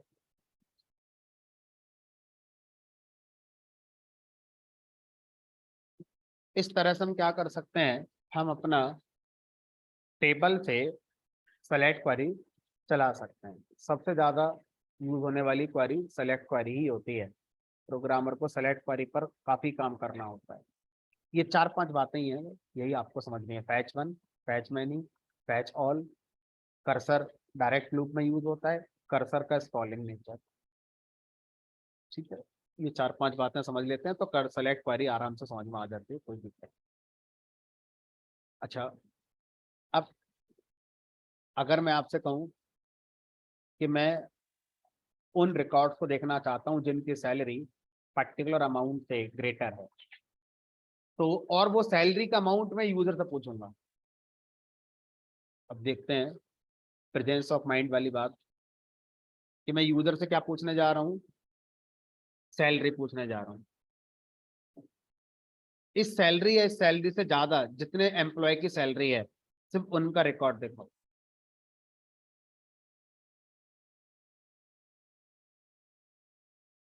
अब यहाँ क्या लिखूं, select asterisk from EMP where employ salary is equal to. अब मुझे यहाँ पर वेरिएबल लगाना है। वेरिएबल जब भी क्वेरी में लगाया जाता है तो हम उस क्वेरी को डायनेमिक क्वेरी या पैरामीटराइज क्वेरी कहते हैं। तो जहां भी वेरिएबल लगाना है वहां पर हम क्या लगाएंगे, परसेंटेज एस।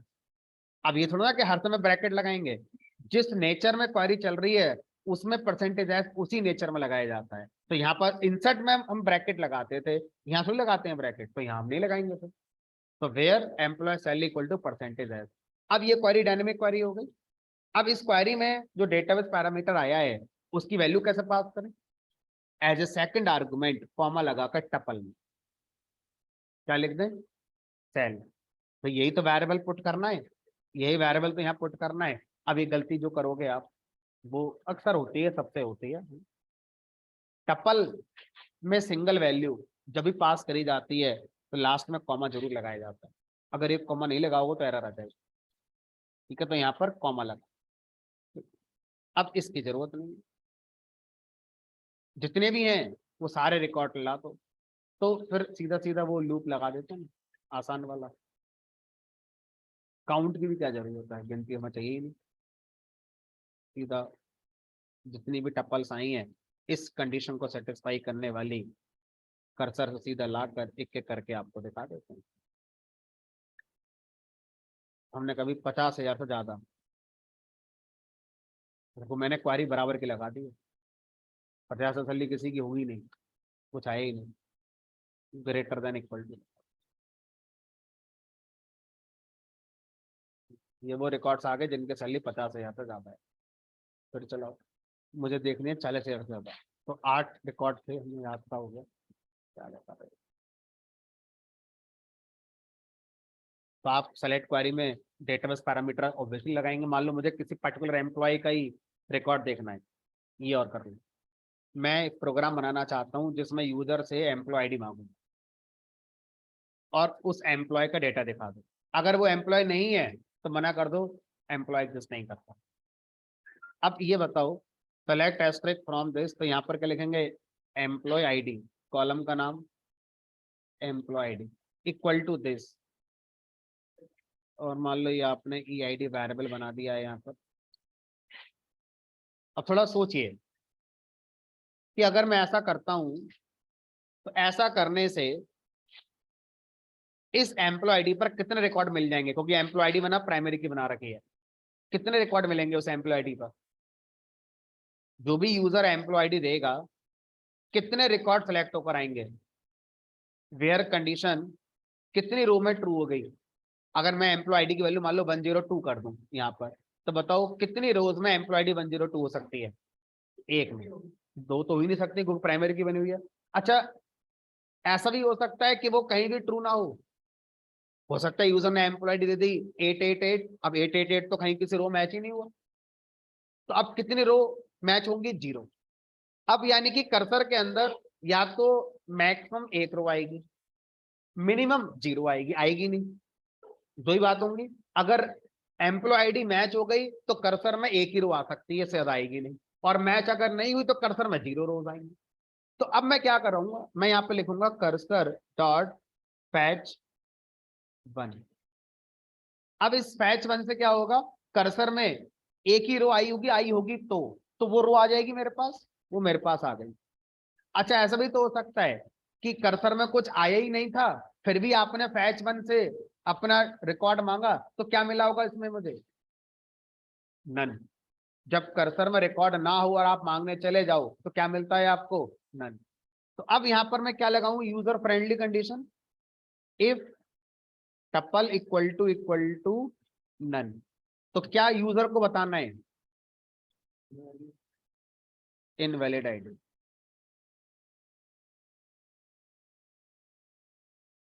एल्स जो भी टप्पल आई है दिखा दो।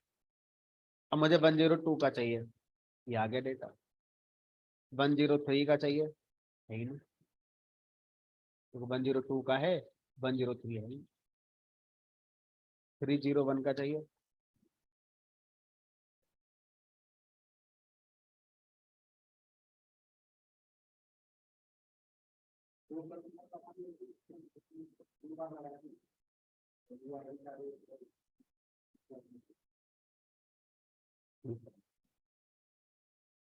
ठीक है। तो ये हमारा माई एसक्यूएल के साथ क्वेरी कैसे चलेगी, ये वाला चैप्टर हमारा पूरा हो जाता है। अब जो प्रॉब्लम आती है हमारे लिए, वो क्या आती है उन्हें समझते हैं। मान लीजिए मैंने कोई प्रोजेक्ट बनाया पाइथन का, और उस प्रोजेक्ट में मैंने माई सीक्वल में अपनी टेबल्स वगैरह बना रखी हैं। मैंने ये प्रोग्राम आपको दे दिया। अब मैं आप लोगों में से कई लोगों की जो सिचुएशन है वो बता रहा हूँ, है ना। मैंने ये प्रोग्राम आपको आज दिया, या कल मैंने जो प्रोग्राम बनाए थे वो आपको मैंने दे दिए। आप में से बहुत से लोग ऐसे बिल्कुल हैं जिनके वो प्रोग्राम नहीं चले होंगे। उसकी वजह क्या होगी, आपके कंप्यूटर में, आपके लैपटॉप में आज तक माई सीक्वल इंस्टॉल ही नहीं हुआ। आपने करा नहीं है, इंस्टॉल हुआ नहीं है, वो कुछ भी हो, लेकिन कुल मिलाकर है नहीं आपके लैपटॉप में। तो फिर ये सारे प्रोग्राम आपके लिए बेकार हैं, किसी मतलब के नहीं। अब कल को मैंने आपको प्रोजेक्ट दिया, या आपने गूगल से कोई पाइथन का प्रोजेक्ट डाउनलोड करा, उसमें डेटाबेस तो यूज होगा ही होगा। कोई प्रोजेक्ट ऐसा हो ही नहीं सकता इसमें डेटाबेस यूज ना हो रहा हो। तो आपके कंप्यूटर तो चलेगा ही नहीं, क्योंकि आपको तो माई सीक्वल का एबीसीडी भी नहीं पता, जबकि हम महीने भर से ज्यादा से पढ़ रहे हैं। तो अभी भी हमारी क्लास में ऐसे हैं गुणी बच्चे जिनका माई सीक्वल इंस्टॉल नहीं होगा अभी, है ना, अलग ही अपनी दुनिया में जी रहे होंगे वो, है ना। तो अब उन लोगों को कैसे आगे बढ़ाएं फिर हम, है ना। इंटरव्यू में अगर हम उनको प्रोजेक्ट के साथ आगे बढ़ाना चाहते हैं तो कैसे? तो यहाँ पर एक सॉल्यूशन आता है कि आप क्या कर सकते हैं, आप अपने डेटाबेस को क्या कर सकते हैं, एक्सपोर्ट कर सकते हैं किसी फाइल के अंदर, और आप अपने प्रोजेक्ट के साथ डेटाबेस की फाइल भी देंगे उन्हें। अब उन लोगों को क्या करना पड़ेगा, पहले अपने डेटाबेस की फाइल को इंपोर्ट करना होगा, प्रोग्राम में इंपोर्ट नहीं करना होगा। कहाँ इंपोर्ट करना होगा, माई सिक्वल के अंदर इंपोर्ट करना होगा। सर बात तो वही है, अगर माई सिक्वल हमारे पास होता तो ऐसी नौबती क्यों आती। तो डेटाबेस एक्सपोर्ट करके दूसरे कंप्यूटर पे ले जाकर इंपोर्ट तभी होता है जब दूसरे कंप्यूटर पर माई सिक्वल इंस्टॉल हो, तभी तो कर लोगे एक्सपोर्ट इंपोर्ट। सिचुएशन तो ये है कि हमारे कंप्यूटर में माई सिक्वल है ही नहीं, अब क्या करें, है ना। तो उसके लिए एक अल्टरनेट सॉल्यूशन बनाया गया जो कि इंडस्ट्री में एक्सेप्ट नहीं होता, है ना। सिर्फ अपने कॉलेज लाइफ में या इंटरव्यू तक ही अपना ठीक है, बट इंडस्ट्री में कहीं इसका यूज नहीं, ठीक है। तो एक लाइट वेट डेटाबेस बनाया गया, हल्का डेटाबेस बनाया गया, जिसका इंस्टॉलेशन जीरो होता है, जिसका कोई सेटअप नहीं है, कोई इंस्टॉलेशन नहीं, है ना। और वो जो डेटाबेस है वो फाइल बेस्ड डेटाबेस, मतलब वो आपकी सिंपल फाइल में सेव हो जाता है ना। तो उस डेटाबेस का नाम है S Q light, S Q light database, SQLITE। तो SQLite उन लोगों के लिए डेटाबेस है जिन लोगों को कॉन्फ़िगरेशन के बहुत ज्यादा हेडेक में नहीं जाना। वो कह रहे हैं कि हमें प्रोजेक्ट दे दो, प्रोजेक्ट हमारा चलना चाहिए। तो उस प्रोजेक्ट में हम डेटाबेस कौन सा यूज करेंगे, SQLite। SQLite डेटाबेस एक सिंपल टेक्स्ट फाइल में सेव हो जाता है, उसके लिए अलग से कोई एडिटर वगैरह या किसी और चीज की जरूरत नहीं है, कोई सेटअप नहीं आता उसका, कुछ नहीं। तो SQLite डेटाबेस हमारा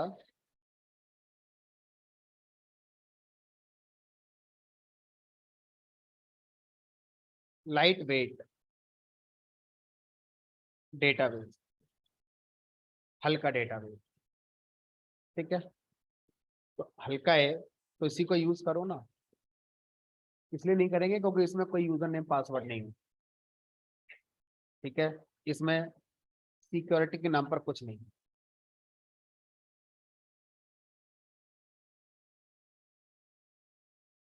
इसमें कोई ऑथेंटिकेशन का कॉन्सेप्ट नहीं है, ना यूजर नेम है ना पासवर्ड है, कुछ नहीं है।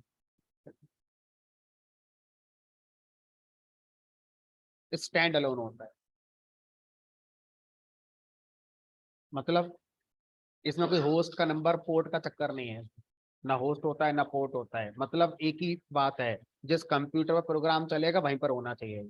अगर ये दूसरे कंप्यूटर पर है तो वो प्रोग्राम नहीं चलेगा। सेम कंप्यूटर पे काम करता है, स्टैंड अलोन का मतलब है सेम कंप्यूटर। तो हजार कमी है इसमें, है ना। लेकिन एक जो सबसे अच्छी बात है वो यही है कि zero installation, zero configuration, zero configuration, कोई कॉन्फ़िगरेशन नहीं है। और ऊपर ही लिख देते हैं ये हमारा फाइल बेस्ड डेटा,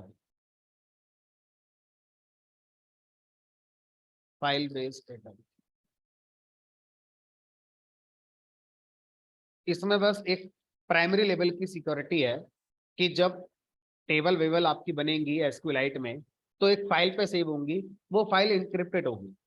आप उसे ओपन तो कर सकते हैं, पासवर्ड नहीं लगा है उसमें, कोई यूजर नेम नहीं, ओपन तो कर सकते हैं, लेकिन जब आप पढ़ोगे तो समझ में कुछ नहीं आएगा। बस इतनी सिक्योरिटी कि इनक्रिप्टेड फॉर्म में डेटा को स्टोर करेगा, इससे ज्यादा कोई और सिक्योरिटी इसमें नहीं, ठीक है। एसक्यूलाइट डेटाबेस के कॉन्सेप्ट को लाया गया था सबसे पहली बार मोबाइल फोन के लिए। आप कोई भी स्मार्टफोन यूज करते हो, चाहे आप एंड्रॉयड का कोई सा भी यूज करते हो, चाहे आप आईफोन यूज करते हो, चाहे विंडोज का यूज करते हो, आपके मोबाइल में कॉन्टैक्ट ऐप होती है, आपके मोबाइल में मैसेजिंग वाली ऐप होती है। तो मैसेजिंग ऐप के अंदर जो मैसेज होते हैं वो कहाँ सेव होते होंगे, मोबाइल के अंदर कहीं सेव होते हैं। चलो कॉन्टैक्ट ऐप में अब फीचर आने लगा है कि सर्वर पे अपना नंबर सेव कर दो, बट जब तक ये नहीं आता था तब तक तो लोकल डिवाइस के अंदर ही आपके कॉन्टैक्ट सारे सेव होते होंगे। तो मोबाइल में जितनी भी एप्लीकेशन चलती हैं उनको ये फैसिलिटी दी गई कि आपको अगर कोई डेटा लोकल मोबाइल के अंदर ही सेव करना है, सर्वर सर्वर फैच नहीं करना चाहते हो, तो वो एप्लीकेशन एक डेटाबेस मांगेगी। अब वो क्या आपको लगता है कि मेरे मोबाइल में माई सिक्वल इंस्टॉल हो जाएगा? 500 MB का तो सेटअप है इसका। कोई भी डेटाबेस मार्केट में हम सुनते हैं वो मोबाइल में इंस्टॉल नहीं हो पाता, क्योंकि मोबाइल का जो आर्किटेक्चर है वो डिफरेंट है, और ये जो बनाए गए हैं सारे, ये सारे हमारे मशीनों को देखकर लैपटॉप कंप्यूटरों के हिसाब से बनाए गए। तो वहां पर एक नीड क्रिएट हुई कि मोबाइल के लिए भी डेटाबेस बनाना चाहिए। तो वो डेटाबेस का नाम पड़ा एसक्यूलाइट डेटाबेस। हमारे जितने मोबाइल होते हैं सबके अंदर मैं एसक्यूलाइट डेटाबेस पहले से ही अवेलेबल होता है। तो कोई भी आप मोबाइल ऐप बनाते हैं तो आप उस मोबाइल ऐप के लिए एसक्यूलाइट डेटाबेस से कनेक्ट आसानी से कर सकते। तो ये पहली बार बनाया गया था मोबाइल फोन के लिए, चाहे वो एंड्रॉयड का हो, चाहे आईफोन का हो, चाहे विंडोज का हो, हर किसी के लिए एसक्यूलाइट डेटाबेस अवेलेबल होता है। ठीक है। जब लोगों ने सोचा कि इसको मोबाइल पर यूज किया जा रहा है तो क्यों ना इसको लैपटॉप के लिए बना दो, मशीनों के लिए बना दो, तो ये फिर बनाया गया हमारा मशीनों के लिए भी। अब इसका यूज कोई प्रोग्रामिंग लैंग्वेज करना चाहती है तो कर सकते हैं। पाइथन ने इसका यूज करा, तो मैं ये नहीं कह रहा हूँ कि पाइथन के लिए ये बना है, पाइथन ने इसका यूज करा। जावा करना चाहे तो जावा कर ले, सी करना चाहे तो सी कर ले, कोई भी कर ले। क्या करना होगा? कोई भी लैंग्वेज अगर किसी डेटाबेस के साथ बात करना चाहती है तो क्या चाहिए होगा? ड्राइवर। अगर एसक्यूलाइट का पाइथन ड्राइवर आता है तो हमारा काम हो गया। अगर एसक्यूलाइट का जावा ड्राइवर आता है तो जावा वालों का काम हो गया। अगर एसक्यूलाइट का .NET के लिए ड्राइवर आता है तो उनका भी काम हो गया। जिन जिन लैंग्वेजेस के लिए एसक्यूलाइट डेटाबेस का ड्राइवर आता है वो लैंग्वेजेस इसका यूज कर सकते हैं, जिनके लिए नहीं आता है वो नहीं कर सकते। ये तो यूनिवर्सल रूल है। किसी प्रोग्रामिंग लैंग्वेज को किसी भी डेटाबेस से कनेक्ट होना है तो सबसे पहले ये रिक्वायरमेंट पूरी करनी होती है। लकीली पाइथन के लिए है। और एक और अच्छी बात है कि पाइथन बनाते समय ही इस बात को ध्यान में रखा गया था, इसीलिए एसक्यूलाइट डेटाबेस का जो ड्राइवर है वो पाइथन के साथ ही आता है, अलग से पिप इंस्टॉल भी नहीं करना। बाकी जितनों के ड्राइवर हैं सबको पिप इंस्टॉल करके पहले अलग से आपको डाउनलोड करना होगा, लेकिन इसके ड्राइवर को पाइथन के सेटअप के साथ ही कंबाइन करके दे दिया गया, तो आपको कोई पिप इंस्टॉल भी करने की जरूरत नहीं। अब सीधा यूज करते हैं। सर इसका एडिटर, जैसे माई सिक्वल पे टेबल बनानी है तो हम वर्क बेंच पे जाके बना सकते हैं, या माई सिक्वल कमांड लाइन एडिटर पे जाके क्रिएट टेबल लिखकर बना कर आ सकते हैं। तो वो तो करना ही पड़ेगा, टेबल कहाँ बनाए फिर? अब जो भी करना है प्रोग्राम से कर सकते हो। क्या मैं माई सिक्वल में पाइथन के प्रोग्राम से टेबल नहीं बना सकता? बिल्कुल बना सकते हो। चलो एक बना कर दिखाता हूँ। क्या करने जा रहे हो? अभी एसक्यूलाइट पे नहीं जा रहा मैं, अभी ये बना दिया कर्सर। अब मैं कर्सर से कह रहा हूँ कर्सर DDL चलाओ, एग्जीक्यूट, क्रिएट टेबल। क्या नाम रख दें इसका? इसका नाम रख देते हैं इंडिया वर्सेस साउथ अफ्रीका, है ना। क्रिएट टेबल दिस, और इसके अंदर एक C1 कॉलम बना दिया इंटीजर टाइप का, एक C2 कॉलम बना दिया मान लीजिए वेरकर टाइप।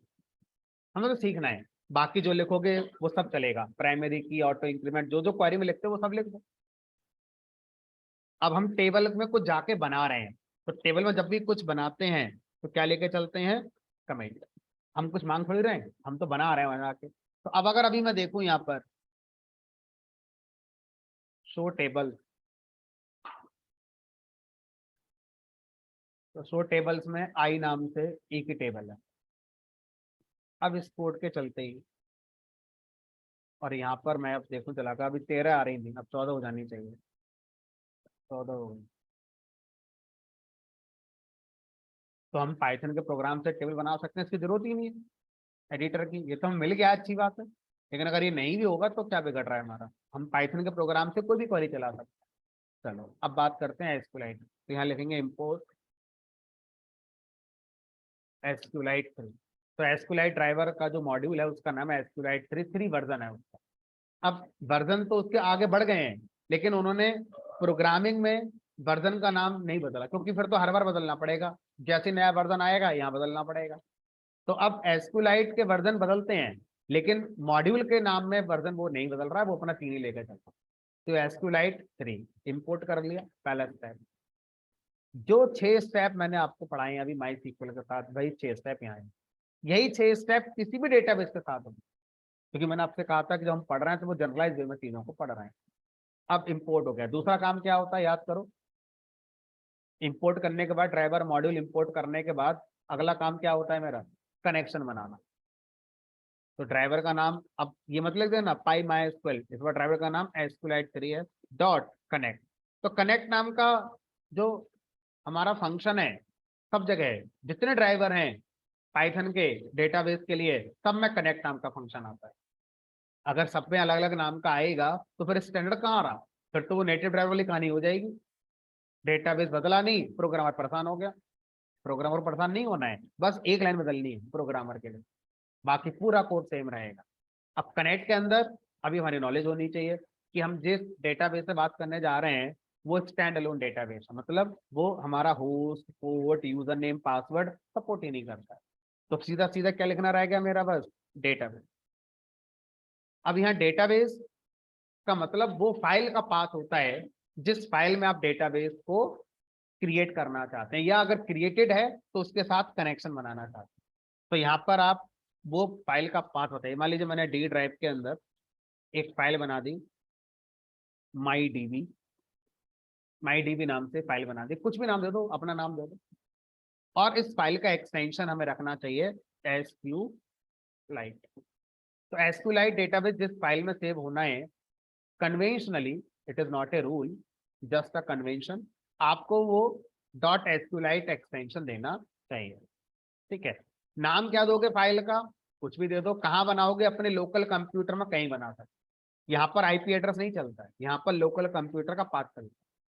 तो अगर इस पाथ पर ये फाइल है तो उसके साथ कनेक्शन बन जाएगा, और अगर नहीं है तो फाइल क्रिएट हो जाएगी और फिर वो कनेक्शन बनकर आपको मिल जाएगा। अब कनेक्शन बन गया। अब तीसरा स्टेप क्या होता था, कर्सर बनाना, क्योंकि अब क्वेरी चलानी है। Cursor equal to connection dot cursor, तीन स्टेप हो गए। अब चौथा स्टेप क्या होता था, कर्सर पे एग्जीक्यूट करेंगे। अब यहाँ में थोड़ा पेशेंस दिखाना पड़ेगा, टेबल तो है ही नहीं वहां पर, कुछ नहीं है अभी तो। ईएमपी टेबल तो माई सिक्वल में है ना, एसक्यूएल में कहाँ है। तो अभी पहले क्या करना होगा, टेबल को पहले क्रिएट करना होगा। यहाँ पर क्रिएट टेबल, चलो ईएमपी नाम सुना लेते हैं यहाँ पर, और ईएमपी आईडी इंटीजर प्राइमरी की, जैसे वहां बना तो ऐसे यहाँ भी बना सकते हैं जी। स्पेलिंग गलत तो सही कर दो।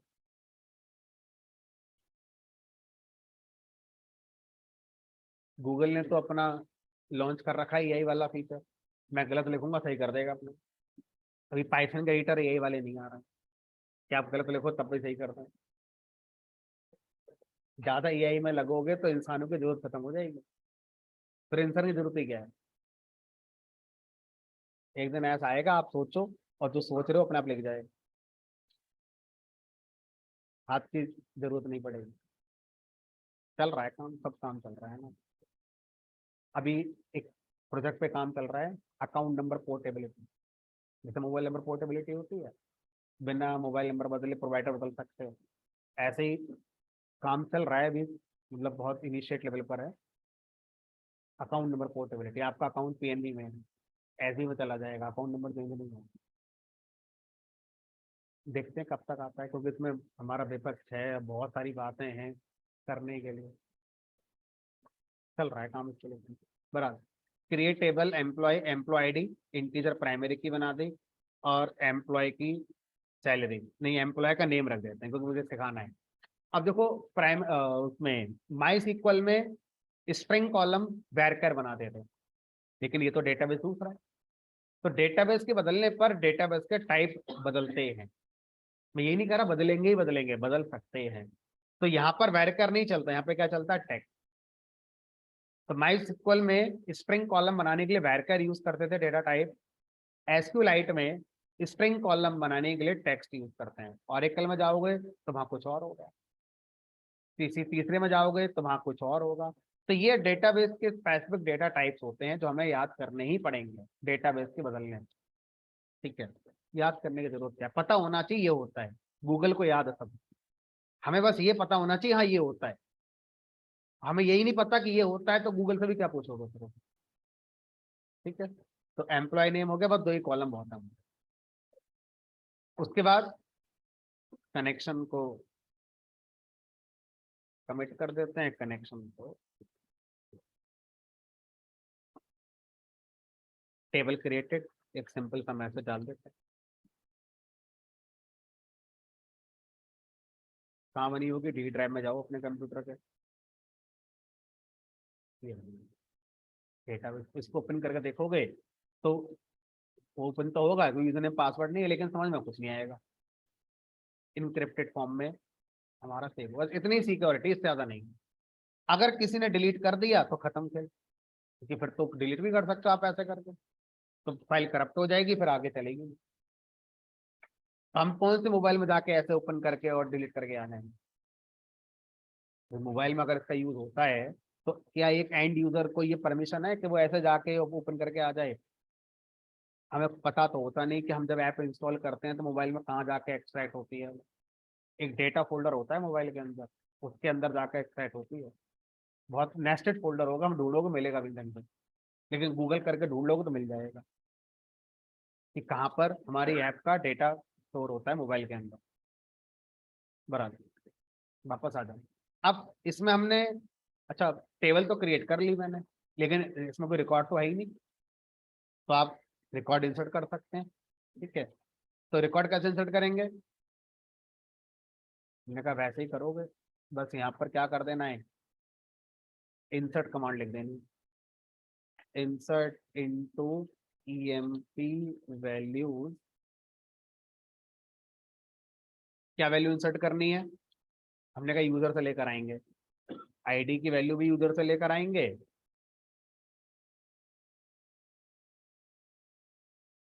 एंटर एम्प्लॉय आईडी, और एम्प्लॉय का नेम भी हम यूजर से इनपुट लेकर आएंगे। तो देखो यहाँ भी एक नई चीज आपको भी सीखने को मिलेगी। तो अब ये क्वेरी जो मुझे लिखनी है, ये पैरामीटराइज क्वेरी लिखनी होगी, क्योंकि मैं इसमें इन वेरिएबल्स का यूज करना चाहता हूँ। अभी मैं माई सिक्वल के पास अगर होता तो मैं परसेंटेज ऐसे लिख रहा होता। अब मैं डेटाबेस बदल चुका हूँ, डेटाबेस हमारा एसक्यूएलाइट आ चुका है। एसक्यूएलाइट डेटाबेस में पैरामीटराइज क्वेरी या डायनेमिक क्वेरी के जो डेटाबेस पैरामीटर्स होते हैं वो क्वेश्चन मार्क होते हैं। क्या लगेंगे यहाँ पर अब, क्वेश्चन मार्क। तो तीसरा डेटाबेस आएगा तो तैयार रहो कि बदलेंगे। हमें पता होना चाहिए बदलते हैं, वो क्या बदलते हैं गूगल से पूछ सकते हैं कि क्या लिखा जाता है, हमें पता होना चाहिए कि हाँ ये बदलते हैं। ठीक है, तो अब ये हमने यहाँ पे लगा दिए। उसके बाद सिंटैक्स वही है, टपल में कॉमा लगाकर टपल में हम इन पैरामीटर्स को वैल्यू पास करेंगे, ईआईडी, और ये हो गया हमारा, और यहाँ पे रिकॉर्ड इंसर्टेड लिख दो।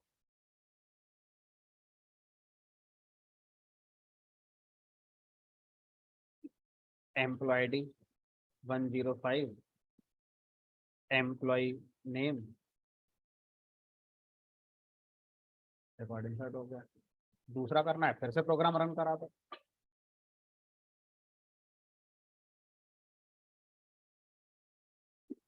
फिर कहीं देखने को मिल जाएंगे ये, हमने कहा देखने को तो नहीं मिलेंगे।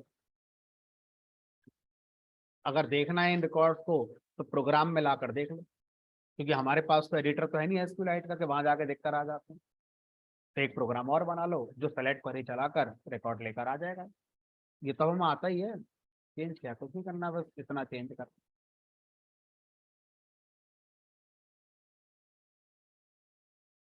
Cursor dot execute, let asterisks from EMP, सारे रिकॉर्ड कर्सर में आ गए होंगे। अब उस कर्सर से रिकॉर्ड फैच करके आप अपना दिखा दो। कर्सर डॉट सारे फैच कर लेते हैं। सारे रिकॉर्ड टपल्स में आते हैं और फिर टपल्स को भी किस में रख दिया जाता है, एक और टपल में रख दिया जाता है। यहाँ पर हर रिकॉर्ड एक टपल आया, लेकिन उन टपल्स को किस में रखा गया, कोई फर्क नहीं पड़ेगा, बात तो एक ही है। तो ये ड्राइवर टू ड्राइवर चीजें बदल सकती हैं, बट मेरा कोडिंग करने का जो मेरा तरीका था वो थोड़ी बदल रहा है। मेरी मेहनत जो एक बार मैंने सीखी है वही यूज हुई है, सारे मेथड का नाम वही है, सब कुछ वही है, डेटा बदल रहा है, बदलने दो। अगर ये पीएसएफ वाले नहीं बनाते पाइथन का स्टैंडर्ड ड्राइवर के लिए तो हम लोग आज परेशान नहीं होते, क्योंकि हम नेटिव ड्राइवर यूज करते। और नेटिव ड्राइवर का मतलब है डेटाबेस ने बताया, जो नाम बताया वो लिखो, जो फंक्शन का नाम है वो लिखो, सब अलग अलग है, तो हमें बहुत परेशानी पड़ती। ठीक है, अब ये सब हमने देख लिया। कुछ लोगों ने कहा कि भाई अगर हम बिना पाइथन प्रोग्राम बनाए, बिना जावा प्रोग्राम बनाए, बिना डॉट नेट का प्रोग्राम बनाए, बिना किसी प्रोग्रामिंग लैंग्वेज का इस्तेमाल करे हुए एसक्यूलाइट पे काम करना चाहें तो कैसे करेंगे। हमारे पास एसक्यूलाइट है, अभी देखो अगर मैं कहूँ आपसे तो हमारे पास ये है। अब इसमें कुछ दिख तो रहा नहीं है, समझ तो कुछ खास आएगा नहीं, कुछ कुछ जो स्ट्रिंग इंफॉर्मेशन वो फिर भी दिख रही है, बट जो न्यूमेरिक इंफॉर्मेशन है वो कहीं नहीं दिख रही है। तो अब इस फाइल को अगर मैं किसी को दूंगा तो उसे क्या पता कि पाइथन से बनी है, कि जावा से बनी है, कि डॉट नेट से बनी है, कि किससे बनी है। वो अगर इंडिपेंडेंटली इस फाइल को ओपन करके पढ़ना चाहे तो कैसे पढ़ेगा, जैसे मैंने करा उसको, तो फिर इनक्रिप्टेड डेटा देखेगा। तो फिर इसका एडिटर आता है, अगर आप उसका इस्तेमाल करते हैं तो आप उस एडिटर पर इस फाइल को ओपन करके इसको पढ़ सकते हैं। ठीक है, तो वहां पर आपको किसी प्रोग्रामिंग लैंग्वेज की जरूरत नहीं पड़ेगी। तो इसके एडिटर का नाम होता है डीबी ब्राउजर और एसक्यूलाइट, ऐसा करके लिखो गूगल पे, dB browser for SQLite. DB browser क्या है, इसके एडिटर का नाम है, एसक्यूलाइट डेटाबेस के एडिटर का नाम, और ये जीयूआई बेस्ड है ना। तो इसको आप डाउनलोड कर लो यहाँ से।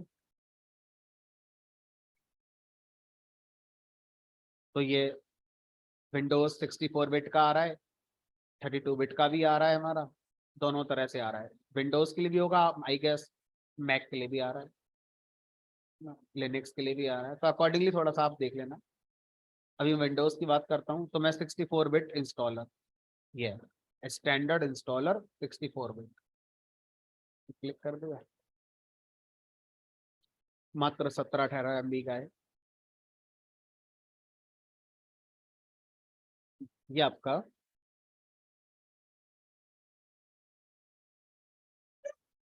इंस्टॉल कर दीजिए, डबल क्लिक करेंगे,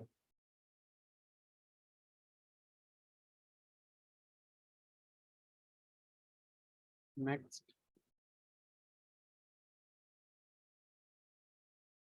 ये कह रहा है आपके मतलब पहले से ही है, तो आपके में पहले से है तो आप इसको रिपेयर करना चाहते हो, क्या करना चाहते हो, तो आपके में ये ऑप्शन आएगा नेक्स्ट वाला, क्योंकि आपके में तो होगा नहीं पहले।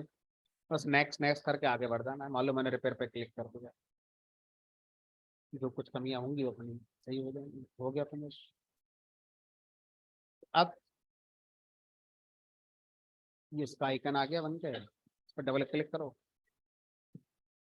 जब आप इस पर डबल क्लिक करेंगे तो ये पूछेगा कि आपको डेटाबेस वाली फाइल बनानी है या आपके पास है पहले से, है ना। अगर पहले से है ओपन, और अगर बनानी है तो न्यू। ठीक है, हमने कहा है हमारे पास, पे क्लिक करेंगे, कहाँ रखी है वो सेलेक्ट करेंगे। अब इसने हमें बता दिया कि देखो जो आपने हमें डेटाबेस दिया उसमें एक ही टेबल है और उसका नाम ईएमपी है और उसके अंदर 2 कॉलम है। ठीक है, अब उसका डेटा देखना है सर हमें, तो कैसे देखेंगे, ब्राउज डेटा। तो यहाँ पर ब्राउज डेटा नाम से एक ऑप्शन आ रहा है, पे क्लिक करेंगे, तो यहाँ से हम नया रिकॉर्ड, इंसर्ट, डिलीट, ये सब ऑप्शन आ रहे हैं, इनको पढ़ पढ़ के आप कर सकते हैं। जैसे ये है इंसर्ट ए न्यू रिकॉर्ड। ठीक है, तो जैसे वर्क बेंच पर हमने देखा था थोड़ा सा टाइम लगाएंगे 15-20 मिनट का, तो सारे ऑप्शन समझ में आ जाते हैं कि किससे क्या हो रहा है। तो इस तरह से एसक्यूलाइट है। एसक्यूलाइट का जो एडिटर है, ये अगर ओपन है तो पाइथन के प्रोग्राम से जब आप चलाएंगे तो एरर आ जाएगी। तो जब भी पाइथन के प्रोग्राम से कनेक्शन बनाए, इसको क्लोज करके बनाए, तब चलेगा, अदरवाइज यहाँ पर एरर आती रहेगी। ठीक है।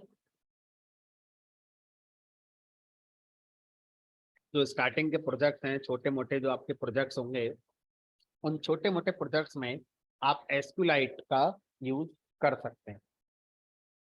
ठीक है। इसका फायदा अब क्या होगा, अब ये प्रोग्राम अगर मैं किसी को देता हूं तो मुझे साथ में ये फाइल और दे देनी है उसको।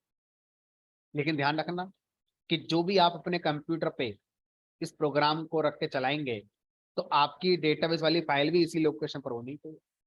अगर वो कहीं आप और पेस्ट करेंगे तो यहाँ पास जाके बदल देना पहले, तभी तो चलेगी। ऐसा थोड़ी आप बोलो सर आपकी में चल रही थी मेरे में नहीं चल रही है, मुझे क्या पता आपके में डी ड्राइव है या नहीं। जिनका विंडो 11 होगा उनके में होगी नहीं, क्योंकि सी ड्राइव ही आती है उसमें, कहाँ आ रही है डी वगैरह। पार्टीशन कराया होगा तो बनेगी डी ड्राइव, नहीं तो नहीं बनी होगी। तो बेटर क्या हो सकता है, बेटर हो सकता है कि करंट वर्किंग डायरेक्टरी में रख लो। जिस जगह ये जुपिटर फाइल पेस्ट करोगे, उसी जगह पर डेटाबेस वाली फाइल पेस्ट अगर आप करते हो, तो आपको पूरा पाथ बताने की जरूरत नहीं है, सिर्फ फाइल का नाम बताना है।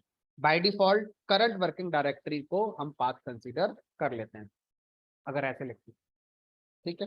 बहरहाल अभी जो लिखा हुआ है वो मैं लिखा रहने दे। ठीक है, चलो भाई, तो ये हमारा डेटाबेस कनेक्टिविटी वाला जो कॉन्सेप्ट था, ये हमारा कंप्लीट हो जाता है।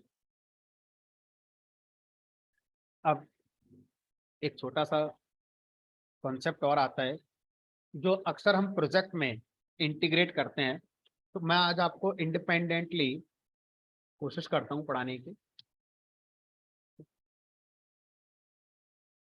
मान लीजिए आप कोई प्रोजेक्ट बनाते हैं और उस प्रोजेक्ट में आपने ऑप्शन दिया है रिकवर पासवर्ड या चेंज पासवर्ड। तो रिकवर पासवर्ड या चेंज पासवर्ड में अक्सर हम क्या करते हैं, उसकी ईमेल आईडी पर मेल करते हैं और वहां से कहते हैं वहां जाओ, वहां पे एक लिंक आया होगा, उस पर क्लिक करके पासवर्ड चेंज कर लो, या हमने आपका पासवर्ड आपकी मेल पर ट्रांसफर कर दिया है, वहां से पढ़ के अपना आगे यूज कर लो। ठीक है। इट मीन कि हमारा जो प्रोजेक्ट है वो पाइथन का प्रोग्राम है, इसका मतलब हमारा पाइथन का प्रोग्राम मेल करना जानता है। ऐसा तो नहीं होगा ना कि आपके प्रोजेक्ट को जिस यूजर ने यूज करा पासवर्ड रिकवरी के लिए, आप मैन्युअली अपनी जीमेल खोल के बैठे और उसको मेल करके आए। प्रैक्टिकली तो ऑटोमेशन में जाना पड़ेगा ना, मैं क्या पता कितने यूजर यूज कर रहे हैं हमारे प्रोजेक्ट को। तो अगर मुझे एक पाइथन का प्रोग्राम बनाना है जो हमारा क्या करेगा, मेल करने वाला काम करेगा, तो कैसे करेंगे इस चीज के लिए, उसको देखना। तो इस काम को करने के लिए हमारे पास कई तरीके होते हैं। जो सबसे आसान तरीका है वो मैं आपको बता देता हूँ। तो हमारे पास जीमेल नाम से एक मॉड्यूल होता है। आप क्या करेंगे, पहले जीमेल मॉड्यूल को पिप इंस्टॉल करेंगे। ठीक है। तो यहाँ पे क्या करेंगे, पिप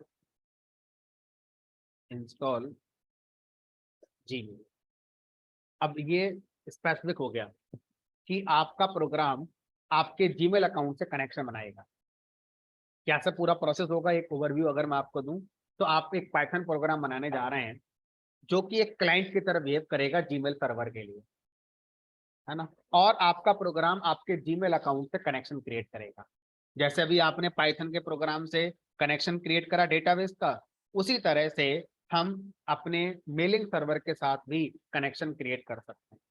फिर हम अपने प्रोग्राम से जो भी मेल होगा वो अब किसको देंगे, जीमेल के सर्वर को देंगे, और जीमेल का सर्वर फिर हमारे टारगेट अकाउंट को जाके मेल करके आ जाएगा। ठीक है। तो अब यहाँ पर हमें क्या करना होगा, जो भी हम कनेक्शन बना रहे हैं जीमेल से बना रहे हैं, तो जीमेल के लिए अलग हमारा लाइब्रेरी है, याहू की अलग है, रेडिफ की अलग है, सबकी अलग अलग है। तो हम जीमेल के साथ कैसे बनाएंगे ये डिस्कस करते हैं।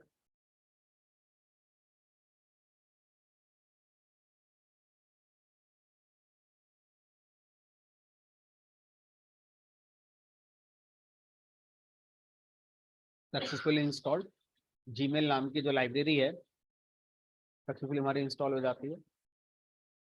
अब यहाँ लिखेंगे from Gmail import Gmail comma message. तो जीमेल नाम के मॉड्यूल के अंदर हमारी दो क्लासेस होती हैं, एक जीमेल नाम की क्लास है और एक मैसेज नाम की क्लास है। अगर आपने क्लास अभी नहीं पढ़ी है, कुछ लोगों ने नहीं पढ़ी है, तो आप मान लीजिए दो फंक्शन है जीमेल मॉड्यूल के अंदर, दो फंक्शन है, एक का नाम है जीमेल, जी कैपिटल है, एक का नाम है मैसेज। अब जीमेल फंक्शन को अगर आप कॉल करते हैं तो आपका मेलिंग सर्वर से कनेक्शन क्रिएट हो जाएगा। तो आप क्या करेंगे, जीमेल सर्वर से कनेक्शन बनाएंगे, ये आपका कनेक्शन बनकर तैयार हो। बस इतना ही लिखना है। अब ये बताओ सर ऐसे कैसे बन जाएगा, किस अकाउंट से बनेगा? जीमेल पे तो करोड़ों अकाउंट है, तो किस यूजर का अकाउंट से कनेक्शन बनेगा? तो आपको यहाँ पे क्या पास करना होगा, इस यूजर की आईडी, ईमेल आईडी और पासवर्ड। तो जिस जीमेल अकाउंट से आप पाइथन के प्रोग्राम को कनेक्ट करना चाहते हैं, उस जीमेल अकाउंट का आईडी जो भी है abc@gmail.com जो भी आपका है, कॉमा उसका पासवर्ड आपको देना हो। अब ये जो पासवर्ड होता है, ये वो पासवर्ड नहीं होता है जो आपका एक्चुअल में जीमेल वाला है। ये पासवर्ड हमारा क्या होता है, ऐप पासवर्ड होता है। तो आपको क्या करना होगा, पहले जीमेल के इस अकाउंट पे जाना होगा जो आप यहाँ यूज करने जा रहे हो, और वहां सेटिंग में जाकर आपको क्या करना होगा, ऐप पासवर्ड क्रिएट करना होगा। जब आप ऐप पासवर्ड क्रिएट करेंगे वहां पर, फिर वो ऐप पासवर्ड आपको यहाँ लिखना होगा।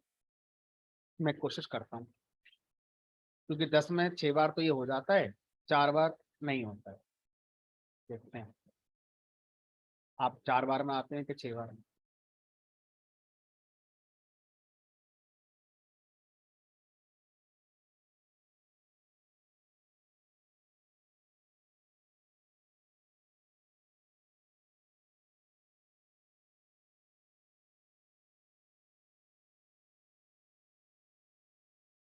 तो मैंने एक जीमेल पर अकाउंट बनाया हुआ है ये।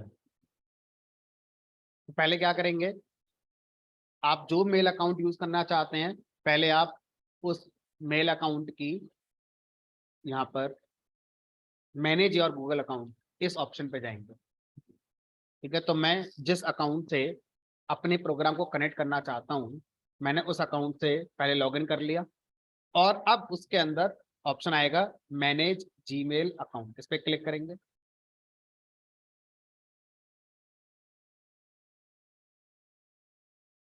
उसके बाद यहाँ जाएंगे सिक्योरिटी में, सिक्योरिटी नाम से एक ऑप्शन आएगा, और आपको अपने अकाउंट में ऐप पासवर्ड क्रिएट करना होगा। ऐप पासवर्ड क्रिएट करने की कंडीशन होती है कि आपके जीमेल अकाउंट में 2 स्टेप वेरिफिकेशन ऑन होना चाहिए। मेरे इस अकाउंट में 2 स्टेप वेरिफिकेशन अभी ऑन नहीं है, आपके में भी नहीं होगा, जनरली नहीं होता है। ठीक है, तो नहीं है तो करना होगा, जैसे यहाँ मुझे बता रहा है कि टर्न ऑन 2 स्टेप वेरिफिकेशन, तो ये करना होगा आप। ठीक है, तो या तो सीधे सीधे यहाँ पे कर लो, या सिक्योरिटी के अंदर जाओगे तब भी ये बात लिख कर आएगी, लिखा है 2 स्टेप वेरिफिकेशन ऑफ। तो आपको क्या करना होगा, सबसे पहले इस 2 स्टेप वेरिफिकेशन को ऑन करना होगा, पे क्लिक करेंगे।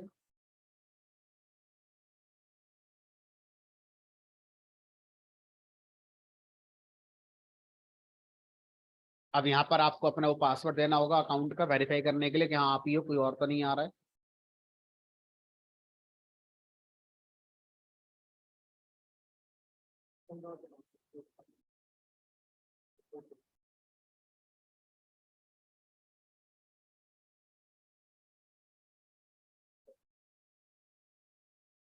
और यार ये किसी ने अगर बदल दिया होगा थोड़ी दिक्कत आ जाएगी।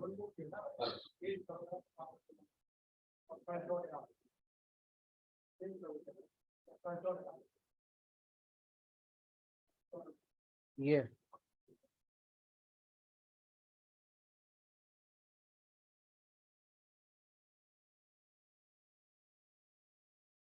इसमें मैंने मोबाइल नंबर अपना ही दे रखा है।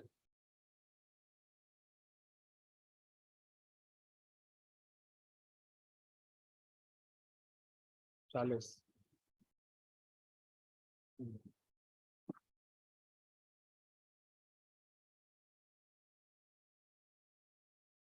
टू स्टेप वेरिफिकेशन आपका अभी रह गया।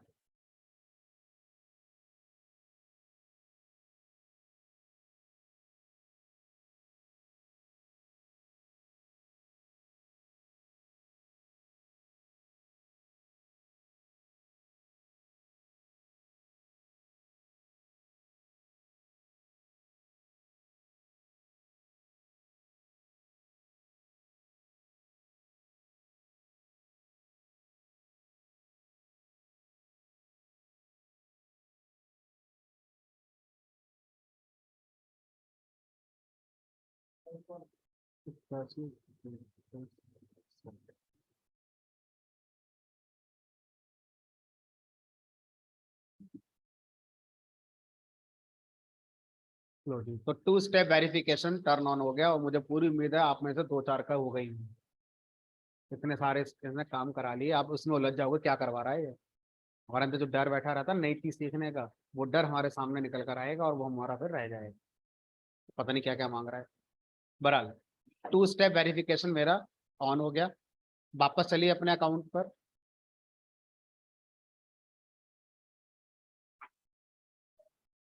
जिन जिन बैच में नहीं हुआ है वो क्यों नहीं हुआ है, मेरे पास मैसेज नहीं आया। ये जो कोड भेजते हैं, कई बार ट्रैफिक होता है तो नहीं आता है मैसेज, तो कई बार नहीं आता, बाई चांस की बात है। चलो, तो अब टू स्टेप वेरिफिकेशन ऑन हो गया। अब देखो ऐप पासवर्ड आने लगा। इससे पहले ऐप पासवर्ड ऑप्शन ही नहीं आ रहा। अब ऐप पासवर्ड ऑप्शन आया, इस पर क्लिक करा। नहीं बार पूछेगा मेरे को।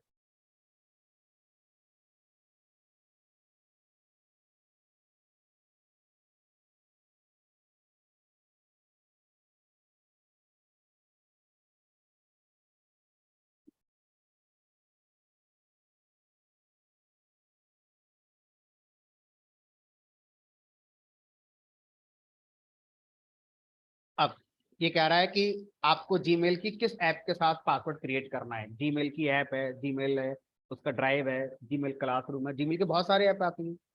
तो यहाँ पर मेल, सेलेक्ट ऐप में से मेल को सेलेक्ट कर लिया। डिवाइस, आप किस कंप्यूटर से आप मेल सेंड करेंगे वो आप सेलेक्ट कर लो। विंडोज कंप्यूटर, चाहे वो किसी का, वो फर्क नहीं पड़ता, वो कंप्यूटर का प्लेटफॉर्म बताना पड़ेगा, विंडोज का है, लिनक्स का है। अगर मोबाइल के अंदर चलेगा ऐप, मोबाइल की ऐप चलेगी तो सेलेक्ट करना पड़ेगा। तो मैंने विंडोज कंप्यूटर सेलेक्ट कर लिया। ये बन गया पासवर्ड। कॉपी करेंगे, अब अपने प्रोग्राम में आएंगे। इतनी मेहनत करने के बाद आपका कोड तैयार है और यहाँ पर अपना ईमेल अकाउंट जिससे आप सेंड करना चाह रहे हैं,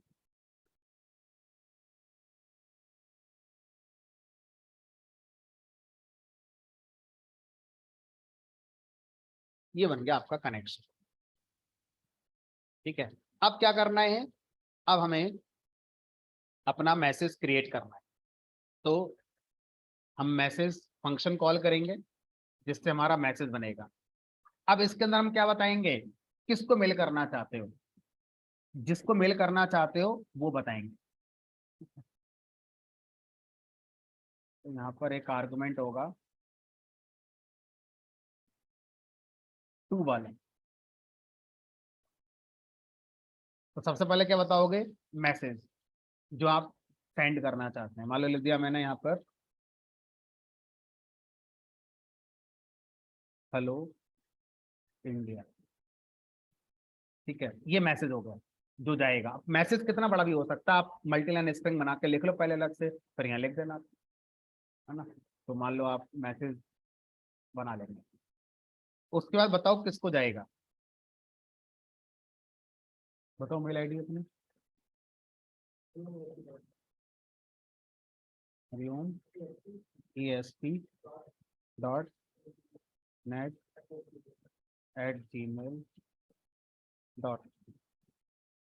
तो जितने लोगों को मेल करनी है, आप टू में कॉमा लगाकर जितने चाहे उतने लोगों को कर सकते हैं। सिंगल स्ट्रिंग लगानी है और सिंगल स्ट्रिंग में कॉमा लगाकर आप कर सकते हैं। कोई और बताओ जो मेल चेक कर सकता हो। चलो, छोड़ो, इसमें कोई ऐसा ना अकाउंट खाली हो जाएगा आपका, ऐसा डर है अकाउंट खाली हो जाएगा मेरा। बराबर जो भी है, तो मैंने एक को दे दिया। उसके बाद आपको यहाँ बताना होगा अदर पैरामीटर, लाइक अटैचमेंट वाली बात, कि अगर आप किसी को अटैचमेंट देना चाहते हैं तो आप अटैचमेंट दे सकते। तो ये एक इमेज है जो मैं एज अटैचमेंट दे रहा हूँ, डी ड्राइव के अंदर इमेजेस हैं, flag.jpg, ये वाली इमेज अटैचमेंट में जाएगी इनके पास।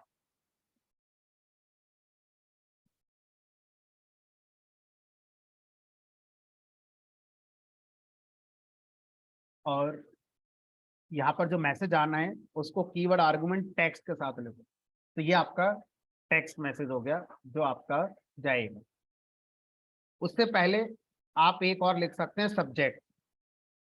सब्जेक्ट क्या जाएगा, ठीक है, तो सब्जेक्ट इक्वल टू आपने लिख दिया फ्रॉम पाइथन कोड। तो ये सब्जेक्ट हो गया, ये टेक्स्ट हो गया आपका जो मैसेज बन के जाएगा, ये टू हो गया, ये अटैचमेंट हो गया। इसी तरह से CC BCC ये सब आप यहाँ पर अपना स्पेसिफाई कर सकते।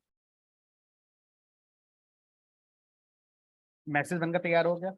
अब इस मैसेज को इस कनेक्शन पे सेंड कर देना है, कनेक्शन डॉट सेंड।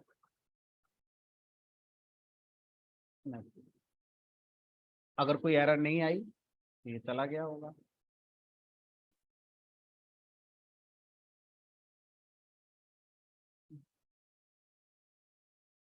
चेक करो आया, रिफ्रेश करो, इमेज आ गई फ्लैग वाली।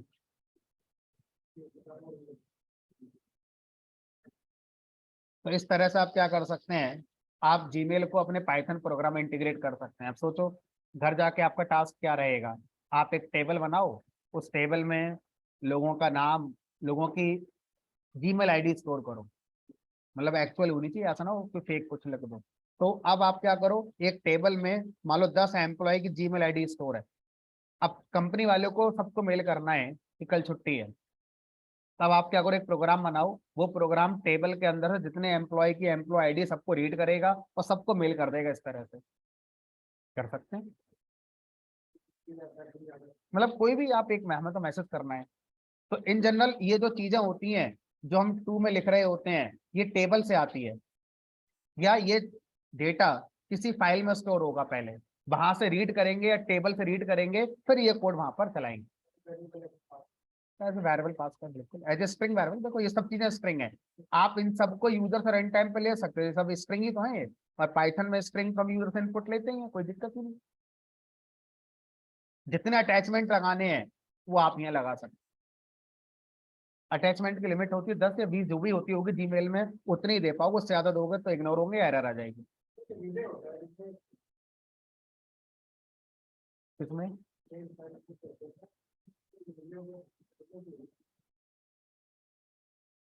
देखना पड़ेगा। अब वो मेल सेंड करने का जो लाइब्रेरी वो कौन सा है, वो शायद SMTP लाइब्रेरी में होता है जो आप कह रहे हो। तो एक ये तो बहुत एब्स्ट्रैक्ट लाइब्रेरी हो गई, हमें तो कुछ करना ही नहीं पड़ा। ये जब नहीं थी तो एक लाइब्रेरी आती थी SMTP लाइब्रेरी, उसका यूज करके इस काम को करते थे। और उसमें काफी बड़ा कोड बनाना पड़ता था, अराउंड 10 लाइन का कोड बनाना पड़ता था, ये 3 लाइन में खत्म हो गया। चलिए नेक्स्ट क्लास नेक्स्ट सैटरडे को होगी। अब जिन लोगों का इसमें दो तरह के कैंडिडेट्स हैं, कुछ लोग ऐसे हैं जिनका पाइथन कोड पूरा हो चुका है, उनका सिर्फ प्रोजेक्ट वाला पोर्शन आई गेस बचा हुआ है, और कुछ लोग ऐसे हैं जिनके 2-3 टॉपिक रह गए हैं, जैसे ऊप्स का टॉपिक रह गया है कुछ लोगों का, और आई गेस 1-2 टॉपिक और रह गया है।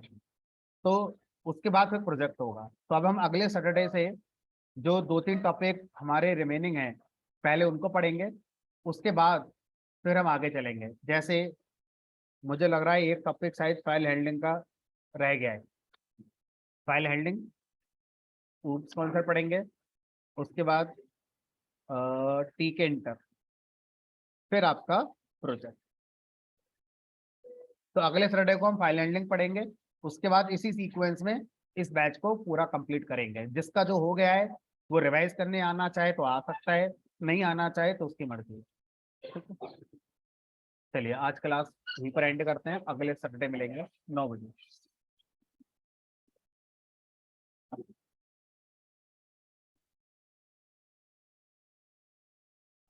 प्राची बताइए। हेलो। बोलिए। हाँ सर, ये मैं पूछ रही थी कि प्रोजेक्ट जो है वो बस बैकएंड पे ही, बैकएंड बेस्ड ही बनेगा, फ्रंट एंड नहीं, पहले फ्रंट एंड कंप्लीट ही आ होगा? जाएगा आपका, ये फ्रंट एंड हाँ का। हाँ। तो ये अच्छा पाइथन का तो फ्रंट एंड होता है, एक होता है वेब का फ्रंट एंड, वो होता है HTML CSS, एक होता है हमारा हम्म, स्टैंड अलोन एप्लीकेशन का फ्रंट एंड, तो इस पर बनाएंगे ये फ्रंट हाँ, एंड। अच्छा तो प्रोजेक्ट इन सब पे बेस्ड होगा ना? हाँ, प्रोजेक्ट में सब पहली क्लास से हाँ, लेके आज तक जितना पढ़ाया गया है सारा यूज होगा उसमें। हम्म, उसी का मतलब प्रोजेक्ट होता है। एक प्रोजेक्ट एक प्रोग्राम में ये डिफरेंस होता है, प्रोग्राम एक टॉपिक का होता है, प्रोजेक्ट में सारे टॉपिक आ जाते हैं, है कोडिंग। Okay sir. चलिए। Okay.